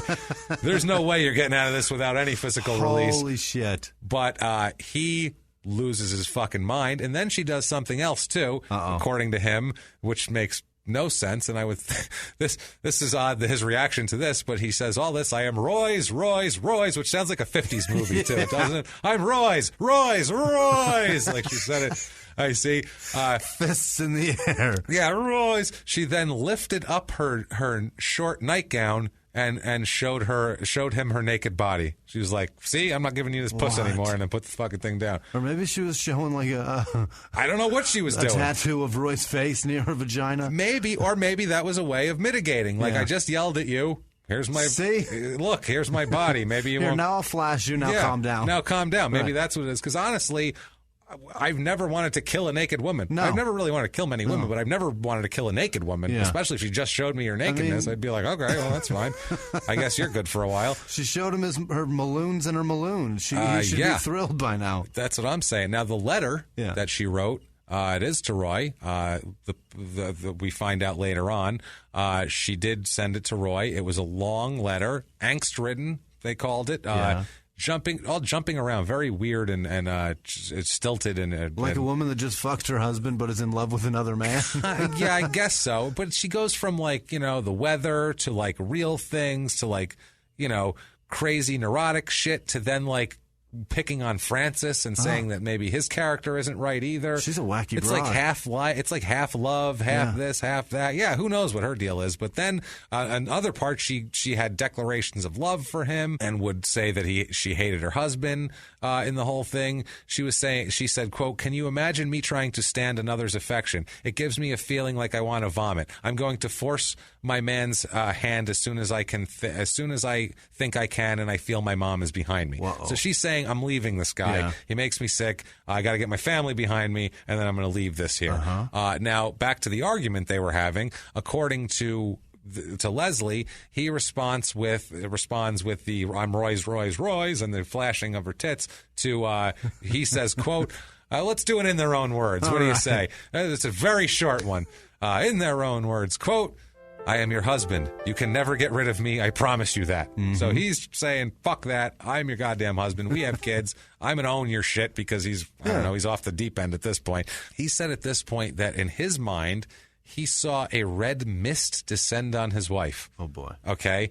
That made her, this red mist made her grab for the revolver. Okay. And try to shoot him. Yeah. Try to shoot Leslie. Leslie says there was a click, but the gun didn't go off. Uh-oh. He says all those warning shots. Whoops-a-daisy. That's You what wore it happens, out. man. So that's Jam's firing pin. So they have a big struggle. Leslie says he described what he calls a dizzy madness that rid him of reason and recollection. He said all he could see were fevered images of his wife and Francis in sexual congress. He came to and from a blackout. And when he came from a blackout, he said he, quote, saw blood all over, and I realized that I had shot my wife. I was frightened. I decided to end my life. Okay? So that's what's going on here. We'll get back to that, him ending his life. The mother-in-law heard the gunshot. Of course. She lives in the damn house. She heard them as being separated by several minutes. Several minutes. Oh, shit. That doesn't sound rageful, No. does it? And she said her Lurlene's last words to her were, quote, "Don't come, Mommy. He's going to kill you, too." Oh, boy. So this is fucking frightening. Yeah. This is crazy shit right here. He's got her Madness. hostage in there, shooting her. She ran for help out of the house. She heard further shots ring out. Wow. Turns out there was in total 7 gunshot wounds to her body. Holy to Lurleen. shit. He kills her with Yeah, of 7 course. gunshot wounds. 2 in the groin. Yeah, those were on purpose. He shot the Francis off of her. 1 in the midriff, 1 in the left breast, 1 in the left shoulder, 1 in the neck, and 1 in the left cheek. So he just went up a line. Several wounds showed signs of scorching too, which So it means was they were close. fired from Point blank. no more than 8 inches away. 6 to 8 inches they're talking with these particular Which scorch ones? wounds. It does not say that. Yeah. It just says several of the wounds, which either way. Probably all. We're going to go with, we know which ones. Let's Yeah. be realistic here. The ones where he was shooting at Francis were definitely exactly. close. He emerges from the bedroom and tells his mother-in-law that he shot her daughter. Yeah. And then he called the police and other family members. She started calling family members. He called the police. Yeah. She called other family members. This whole time, by the way, police are coming. Family members are rushing into the house. No one thought to check the body. What? No one checked it. No one even looked at her. No one took a look at her or called a doctor. Wow. Which is pretty fucked up because she was alive. What? She's still fucking alive. She took 7 and she's still alive. Didn't hit any. Just nobody fucking called. Nobody even looked. They were like, I heard a lot of gunshots. She's probably dead. She's got to be They didn't gone. even look. Like, give up on her. I assumed a few minutes ago, so I guess, I can be on their side for a sec, but still, you got to check. Unbelievable, man. She was bleeding. She died at a later stage. Her body, she was naked. and the blood loss and shock is what shut her vital organs out. He didn't even hit any organs. He didn't do anything. It's just blood loss and shock. Wow. If they could have stitched her up, she'd have been fine. Wow. That's how crazy this is. The first officer to arrive on the scene is a guy who was, until like 2 weeks before, was a traffic cop. Yeesh. So this is the first That's no responder good. to a murder scene here. He did not caution. He didn't. Basically, they have a rudimentary read 'em your rights system down there, basically, where you had to tell him, hey, you don't have to tell me shit. Right. It's called judges' rules, which is their rights. He fails to caution Leslie about that. So he against self-incrimination. So Leslie rambled nervously, half the time incoherently, while he was detained, not under arrest, had no judge's rules read to him here. All the while, too, the cop is talking shit to him and asking him questions, and so is her whole family. They're all fielding. What a mess! He's sitting here fielding questions by these people. They're It's going, like a "Would you do press this? You do that?" conference. That's what it is, and he's like completely, in another state. So this is wow. He's Bill Belichick going, we'll look at the game tape, and we'll figure it out. He made several different confessions shortly after that ended up being in evidence later on. He denied that he threatened anybody. He claimed he purchased the bullets, like we said, for the robbery and all that. He said he loved his wife. It was a happy relationship, and he accepted his wife's denial of everything in the letter. He doesn't know what they're talking about. He said he did see the letter that his wife wrote to Roy Francis, and he admitted he tried to get it back from the post office, but he just said he questioned his wife about it, and he told her he would obtain it, whereupon she confessed to having the affair, and then he said that she went on to abuse him. So that was it. And then she shot herself in the pussy. And then twice, real close range, scorched it. That's one kind of Brazilian. He said he also, at that point, said, quote, "I am sorry. I guess I just lost control." Jesus. So that's that there. So he's fucked pretty much here. Now, I found an article about this in the St. Louis Dispatch in 1954. It's about this is an article saying he's about to stand trial, and I was really cool because they did a good coverage for like another country's newspaper and something else. But I was so distracted by the sales, Jimmy, by the sales in 1954. What did shit cost back then? So if it is May 22nd, 1954, where you are, and you happen to be in St. Louis, go get this shit, Marty McFly. You need to go, hop in the DeLorean and head to Munt's TV service. Home service, day or night, for only $1.50. Wow. They'll fix your TV. No time limit. House calls for $1.50. Parts cost extra. They're not running a fucking charity here, everybody. Come on, get your shit together. Now, that one hurt. I choked. Central Mart, you can rent air conditioning units, dryers, refrigerators, TVs, or freezers for as little as 50 cents a day. A day? A day. That's not bad. And Juvenile Furniture Manufacturing Company, which sounds sounds illegal as fuck. Sounds like somewhere you sentence children to make furniture. They have baby cribs, which are water repellent, which is good because they're going to piss on them. Large ones for $14. That's a 6-year-old size. In case you keep your kid outside. Yeah, what fucking 6-year-old sleeping in a crib, first of all? And small ones for only $6. So shit was cheap back then. $6 for a crib. That's great. $6 for a water repellent crib. I wish that was the price today. No shit. October 1954, the trial starts. This courtroom packed. Really? Hundreds, thousands. This is OJ, Jamaica. Really? This is Jamaican fucking OJ. All right. Well, it's the 50s in a small island. They don't have a lot going on anyway. And when some guy who was a test cricket player it kills his wife in spectacular fashion, there's some shit to talk about. They barely have TV, for Christ's sake. They probably didn't have anything down there. No shows, nothing going on. So hundreds of thousands are jostling for position. They all want to hear the details, too. They want to know, they want the sordid shit. They want to know the sordid shit, man. They want Dateline Live. That's what they want. Oh yeah, and the newspapers, covered this. I mean, this was their Christmas here, 4th of July. It says, quote, reports in the newspapers were read in homes and in barbershops and under community trees every day. Oh, boy. This is just like all anyone was talking about. But despite all of this, they're supportive toward Hylton. Really? They're supportive toward Leslie. When they catch a sight of him or his defense team, the crowds cheer loudly. They like him. He's represented by Vivian Blake, who was a defense attorney here. The prosecutor here is a guy named Lowell Nethersole, who was a captain of one of the Jamaican cricketing teams of the 30s that Leslie was on, which is weird as shit. And that's the prosecutor? That's the prosecutor. Shit. The judge is a guy named Colin McGregor, who used to be a good lawyer, but he is he's considered very harsh and very into class. Okay. Like he looks, if you're lower than him and you come into his court, he treats you like a piece of shit here. The Jamaica Observer called him tough and not always delivering justice to working class defendants. It also said that he is not above berating and even dismissing a jury for reaching a verdict that did not comply with his particular worldview. So this guy is a loose fucking cannon here. The issue for this is pretty straightforward. It's just was this premeditated murder or manslaughter based on partial defense? Because he has a defense of provocation.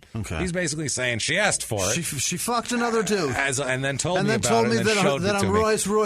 So he's saying that that's legally an okay reason to kill her a little bit, at least enough to knock it from premeditated murder to manslaughter, which, I don't know, you bought shells. That looks premeditated to me. Yeah. You know. Your argument, Jamaican no sense. You know what I'm saying? Yeah, Jamaican no sense, man. So the defense is trying to figure out how to come across that their defense is basically any reasonable person would have had that temporary loss of self-control. Yeah. Anybody. Yeah. Which, like I said, go get a hotel room. But anyway, yeah. You went and bought shells, bro. That's the thing here. Now, what they said, too, this is funny, too. The whole point was, how do you define a reasonable man? And they talked about this in court. Was it a passionate, hot-blooded Jamaican man or a laconic Englishman? How do you which one of those is normal? They could be different. They could be this. They could be that. It's crazy. That's what I mean. They really tried to make this like a class thing, a cultural thing. Wow. Super weird here. McGregor was irritable the whole time.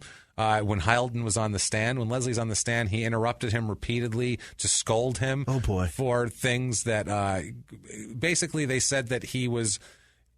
Hylton's not well educated. He stopped going to school when he's 11. Yeah, he stopped going to school when he's 11. Okay. And they were saying the prosecutor was kind of confusing him and trying to go around him. And so they would. The judge got mad, thinking he was being evasive and would yell at him, and he just didn't know any better or what to do. It seems like what it was. He went through 2 days of cross-examination with the judge jumping in and talking shit to him too every time. And basically, they said under exhaustion, it just seemed like he didn't understand the subtlety of some of the questions, which might be true, or he might have been really good at sandbagging. We're not sure here. The mother-in-law testifies.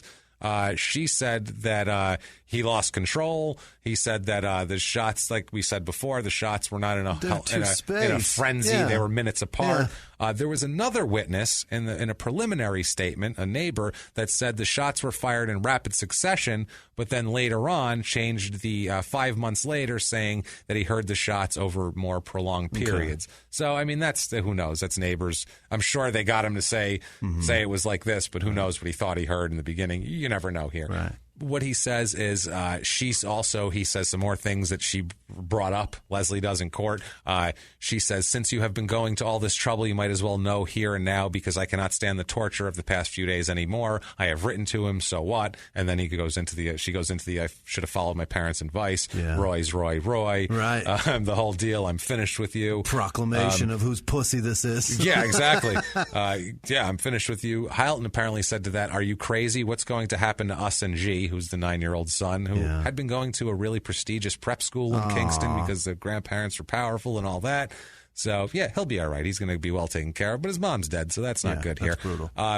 The most damning evidence came from a guy named Dr. Vernon Lindo, who's a pathologist who performed the autopsy and everything. He described the gunshot wounds, and once they described the scorching and all of that kind of thing, it looked pretty bad. And another thing they found, too, was that Lurleen had recently been pregnant and undergone an abortion before she came back to America also. Brutal. He didn't know that, Leslie, but that's what they found in the post-examination. Oh, man. He didn't know any of it. Imagine if she told him that. Oh, boy. Her letter to Francis, in her letter to Francis, she actually refers to an, quote, extant pregnancy, even though it had already been terminated. So we're trying to figure out what the hell that was about, but it doesn't matter. The most important thing is she was shot 7 times. That is a revolver. A revolver. He had to reload. A revolver holds 6 fucking bullets. Holy shit. So he must have reloaded, which right away kind of kills the claim that he lost his fucking mind. That is crazy. That's not great. I didn't here. even think about that. Yeah, I was waiting for you to catch it. So my God. Yeah, he was freaking out about this whole thing. He said that she said at this point, after the whole "I'm your husband, you can never get rid of me" statement, she said, "You stand in my way and I'll show you." And then he said that she took the revolver, which was on the windowsill, and attempted to shoot him, like I said. Yeah. He said he heard it click. He said he struggled with her. He took the revolver from her, had a complete blackout, but he believed he did shoot her as he found the revolver in his own hand and saw her bleeding. So that's the only reason why he knew. He said shells all over the place, shells and the weapons all over. full again. He said he reloaded with 2 cartridges to commit suicide. Okay. That was the 2 cartridges he reloaded. He needed 2. That's another thing. This was an unsuccessful suicide. He said he completely lost control, the whole deal. He says when he came out of his stupor, he reloaded with 2 cartridges. Now, this is amazing. This is his explanation, because one of these cartridges that he's trying to kill himself with hits her, because she has 7 gunshot wounds. So this is amazing. He said the reliability of the gun caused one of the shots to fire accidentally, and a trembling hand caused the second one to miss his temple before he lost the courage with it and just said, just stopped. Yeah. They didn't even ask him on the stand, why'd you use 2 cartridges? But he's saying that he tried to shoot his temple and accidentally shot his wife again. Right. Like, that's amazing. I shot up and it went down. That's impressive. It's bananas. She's on the floor. Right. You tried to shoot your temple and hit her. Amazing. That's wild. Yeah. She said Newton's law of gravity was found long before this. Yeah. Way long before. Yeah, they removed 4 bullets for, we know that, and shit, the theory of relativity was formed when he was born. They found 4 bullets they removed from the body, and then they found 1 bullet in the wall, and then 2 that had exited the body. And the 7th bullet, though, that hit her also, following the reloading. Obviously, the prosecutor is saying the fact that he bought the bullets the day before she came home and shot 8 times and reloaded points to this just being pretty goddamn calculated, and his story is completely full of shit. They're saying, too, in a lot of these letters, like, the way she was, she probably would have tried to provoke him. That's just the kind of person she was. Yeah. A counsel for the Crown, this is the prosecutor, said, quote, "If Lurleen Hylton were not virtuous, if she were no paragon of wifely virtue, she still had a right to life." Oh, my you God. Think? They're like, he just slut-shamed her and she's dead. Yeah, he just slut-shamed a dead woman and she's said, a whore, but she whatever, still has a she right to deserves live. I mean, Jesus Christ, could have shot her in the pussy once or twice, but don't kill her. I mean, that's what he basically said. And in the prosecutor's closing statement, he said, quote, out of all proportion to the provocation, is what he said. Like, this is not... It's not proportionate to what she did to provoke, basically. She didn't shoot him. Now, they did find also that one of the spent cartridges had a double firing pin impression that is actually consistent with a jam. So it's actually... it somewhat supports what he said, that she tried to shoot him, but also it could have been him trying to shoot her, and then just whatever. And also to his terrible defense. Good Lord, his terrible suicide attempt. That's just fucking pathetic. So basically, the prosecution is saying cold-blooded, horrible, meant to do it, had it planned, bought the cartridges, piece of shit. And the defense is saying he was just sitting around with his son, with his mother-in-law, and she came home and flashed she her berated stretched out him. vagina. He just snapped, and he saw red mist coming over her. He didn't know what was going on. I mean, so there's a lot of room in the middle here to figure out, to find like what you really think is happening. With that old saying, there's 3 sides to every story: this one, and the truth. That's it. Yeah, and somewhere in between those 2 fucking crazy stories is the truth. So he's sitting there now. He's waiting. It's the end of court. He's fucking. What do you do? You know what I mean? You get hungry. Well, he's not hungry, really, but he's sitting around, and they let him go for a walk in the yard a little bit. He walks around, and he likes dogs, and he hears some barking. And he turns around, and it's Bobby Colorado, animal trainer in 1954. And he says... How is it you come to arrive here? The fuck is wrong with you? No, don't pet my dogs. I don't like... What do you do? Yeah, she showed you a fucking... What do you care? She showed you a puss. You should have taken that as a fucking say. One last thing before I walk out. That's no reason to fucking kill a broad. Who kills somebody for showing him the tits? What's wrong with you? You ever been to a fucking strip club? Was the place bloody when you left? The fuck is wrong? I don't understand you. I said don't pet my fucking dog, all right? I'm getting out of here. Me and my German Shepherds are going. It's a service dog. I'm sorry, it's a service, not for you. Not for you. I hope you're guilty, all right? I'm going to go now. Please don't feed my dog. I'm going to go now. Hey, you're not going to shoot me as I walk away, are you? You're not going to have like a complete loss of mental capacity, are you? Just checking, all right, asshole? All right, have a good one. See you later. Keep your eyes off my tits. Poof! And a puff of dog shit and marinara sauce. He's gone. Gone. So on October 20th, 1954, the Justice McGregor here spends the morning summing up and giving guidance to the jury on the whole deal. This is jury deliberation time. Yeah. It's so funny, too, because he acts like he's real pompous about the whole thing, but he also kind of takes shots at Hylton as he's doing it, like kind of under the surface shots at him. A little I'm better than you. Yeah, he admitted too in his instructions. He admitted that the arresting officer failed to caution Leslie into the not to say everything, but he said he excused the officer on the grounds of his inexperience, and he's going to allow the defendant's incriminating statements anyway. He's like, he was just inexperienced, so it's fine to ruin a criminal case. 2 days ago, we got that. bitched at for a parking ticket by some broad, so we're gonna allow this one. Yeah, definitely. He said, quote, there are many persons that took the view that in our law we err on the side of helping the criminal escape. And he said, I prefer the other way. So he would rather err on keeping innocent people in jail.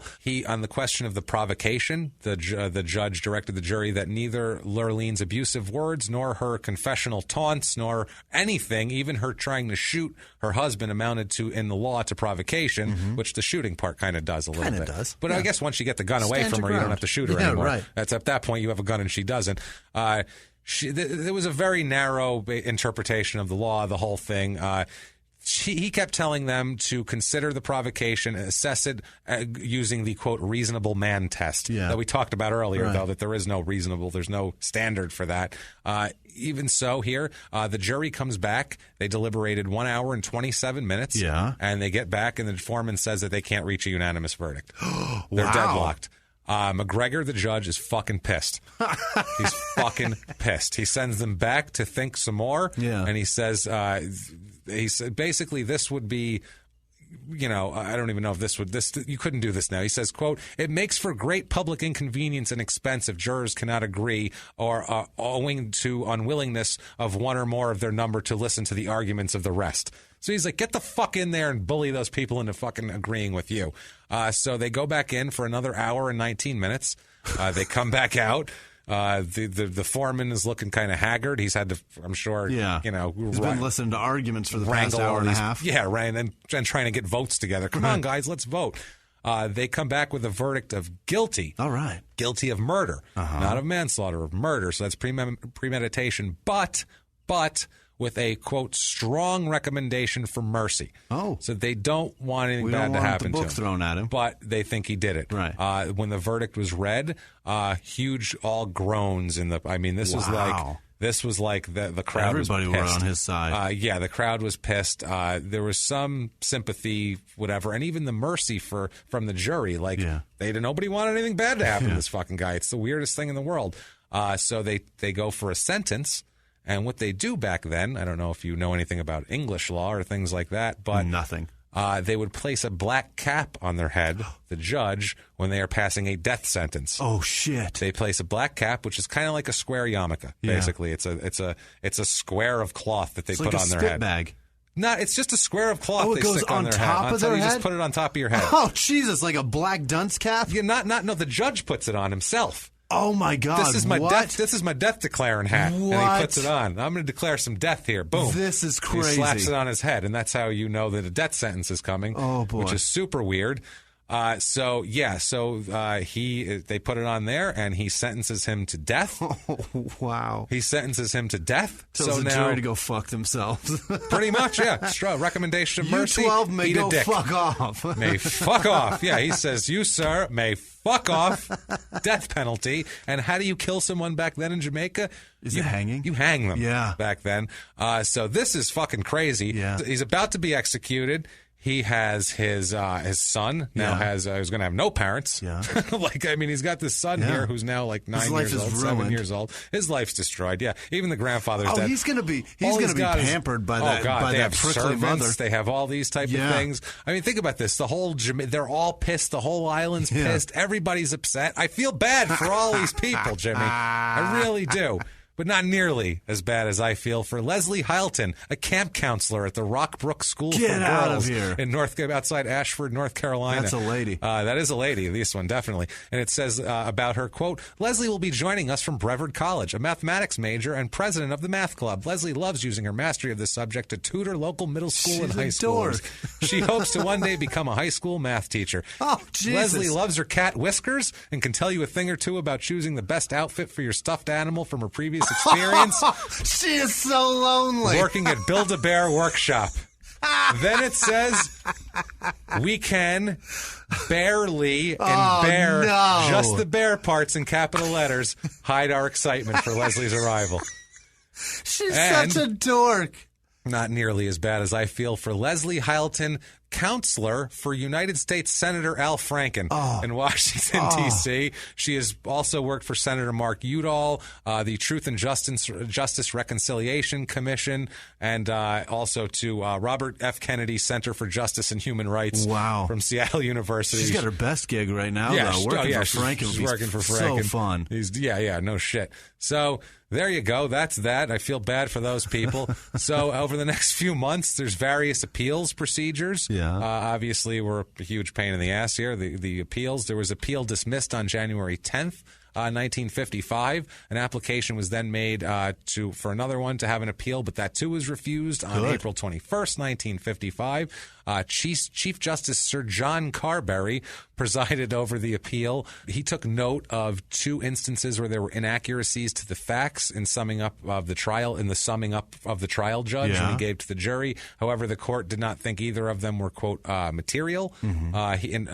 Basically what this judgment said was, quote, the appellate Hylton said that his wife confessed to him that she had committed adultery. Let it be conceded that this was a sudden and unexpected confession, and that she added the words he repeated in evidence, which were described by his counsel as words of abuse, insult, derision, and contempt, and that she took up a loaded revolver, pointed at him, and pulls the trigger as he heard it click. Basically, what he says here is his motive of resentment was entirely disproportionate to the provocation he suffered. We are satisfied that even if there had been a perfect summing up and had the question objected to had not been allowed in cross-examination and the answers given, a reasonable jury must have come to the conclusion that the appellant was guilty of murder. You, sir, may fuck off, hang in your ass. Keep on fucking. Keep on fucking. So, yeah, that's what ends up happening here. It says, we are of the opinion that no miscarriage of justice has actually occurred in this case. The appeal is dismissed and the conviction of the sentence are affirmed. The last hope for Leslie was a petition to Sir Hugh Foote, who was the governor of Jamaica. And he's going to put that foot in his ass. And Foote was a huge fan of the West Indian cricket team. But he was a big fan of Hylton of that time. Yeah. He loved his whole deal. But he loves to hang people more. He did not commute the sentence. No. He says, nope, you can still go fuck off. I saw your best years. I don't think you're going to come out and help the team now. So go fuck yourself. I'll be the silver-haired middle-aged white man today. Fine, he says. At this point, Leslie finds religion, which, as we know, is always going to happen. He becomes a Catholic at this point, which is an odd thing to find, I guess. But execution date set for May 17th, 1955. This is some bullshit, some back then they would say crazy shit that they were like, some sort of weird superstitious shit. Word emerged from the prison that Leslie's hair turned white overnight while he waited for the execution. Like, I don't think that happened. He found the bleach in the fucking janitor closet. I'd like to see the pictures of that one here.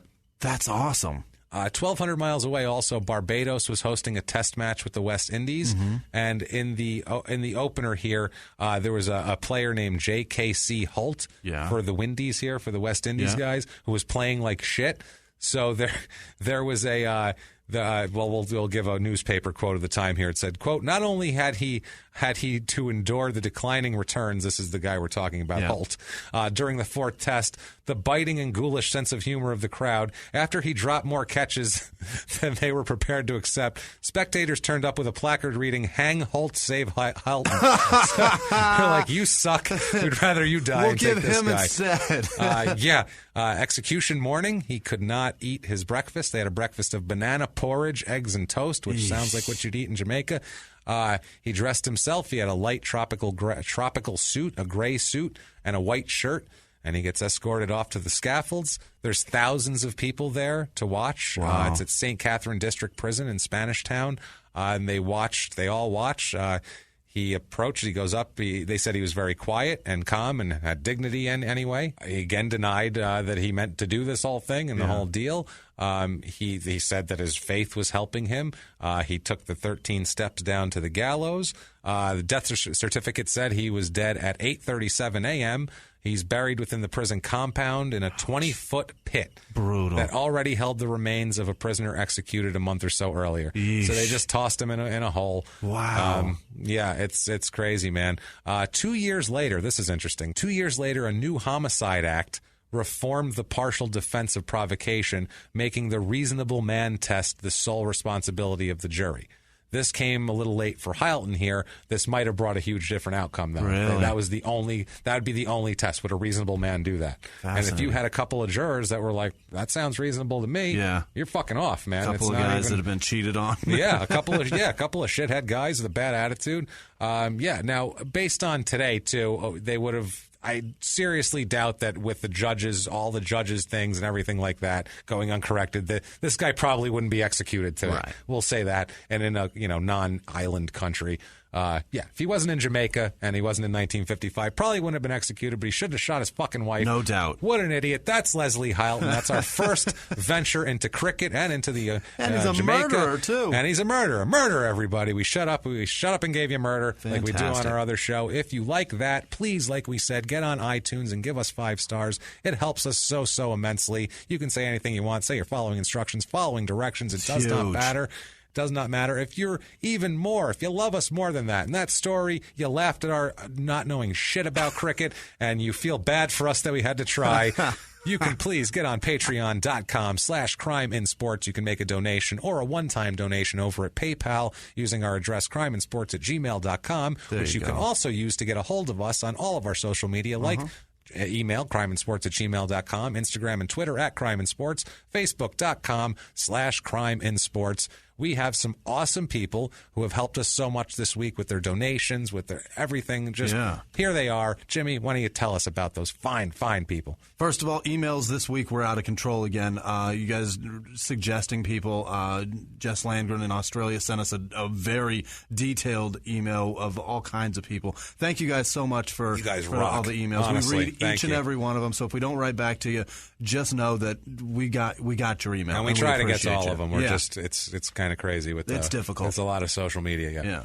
So Amber Pachasik and Chelsea Pisker up in Minnesota, I believe. It's definitely Minnesota. Thank you, ladies, very much for jumping on. Deidre Kohler, Kat Power, Julia Schuster, Sean Sheridan, Jess Landgren, of course, Corinne Price, Maggie Eichhorn emailed a really great story. Jenny Petco, Renan Moore, Valerie Galloway, Helen Crumple. Did I say Helen yet? I think I did. I don't know if sure. you did, but let's say it twice.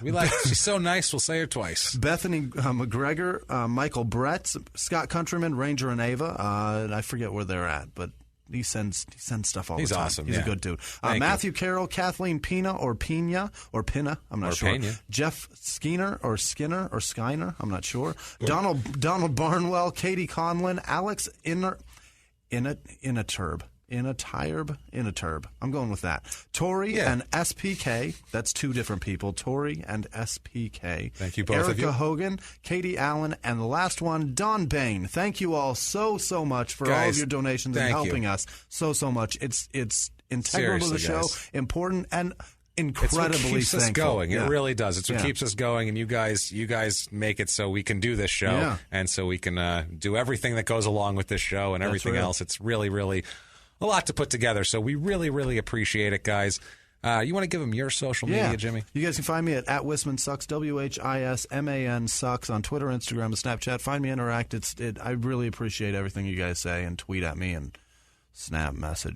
If you like crime and sports, you can listen early and ad-free now by joining Wondery Plus in the Wondery app or on Apple Podcasts. Prime members can listen early and ad-free on Amazon Music. Before you go, tell us about yourself by filling out a short survey at Wondery.com/survey. A few miles from the glass spires of Midtown Atlanta lies the South River Forest. In 2021 and 2022, the woods became a home to activists from all over the country who gathered to stop the nearby construction of a massive new police training facility, nicknamed Cop City. At approximately 9 o'clock this morning, as law enforcement was moving through various sectors of the property, an individual, without warning, shot a Georgia State Patrol trooper. This is We Came to the Forest, a story about resistance. The abolitionist mission isn't done until every prison is empty and shut down. Love and fellowship. It was probably the happiest I've ever been in my life. And the lengths we'll go to protect the things we hold closest to our hearts. Follow We Came to the Forest on the Wondery app or wherever you get your podcasts. You can binge all episodes of We Came to the Forest early and ad-free right now by joining Wondery Plus.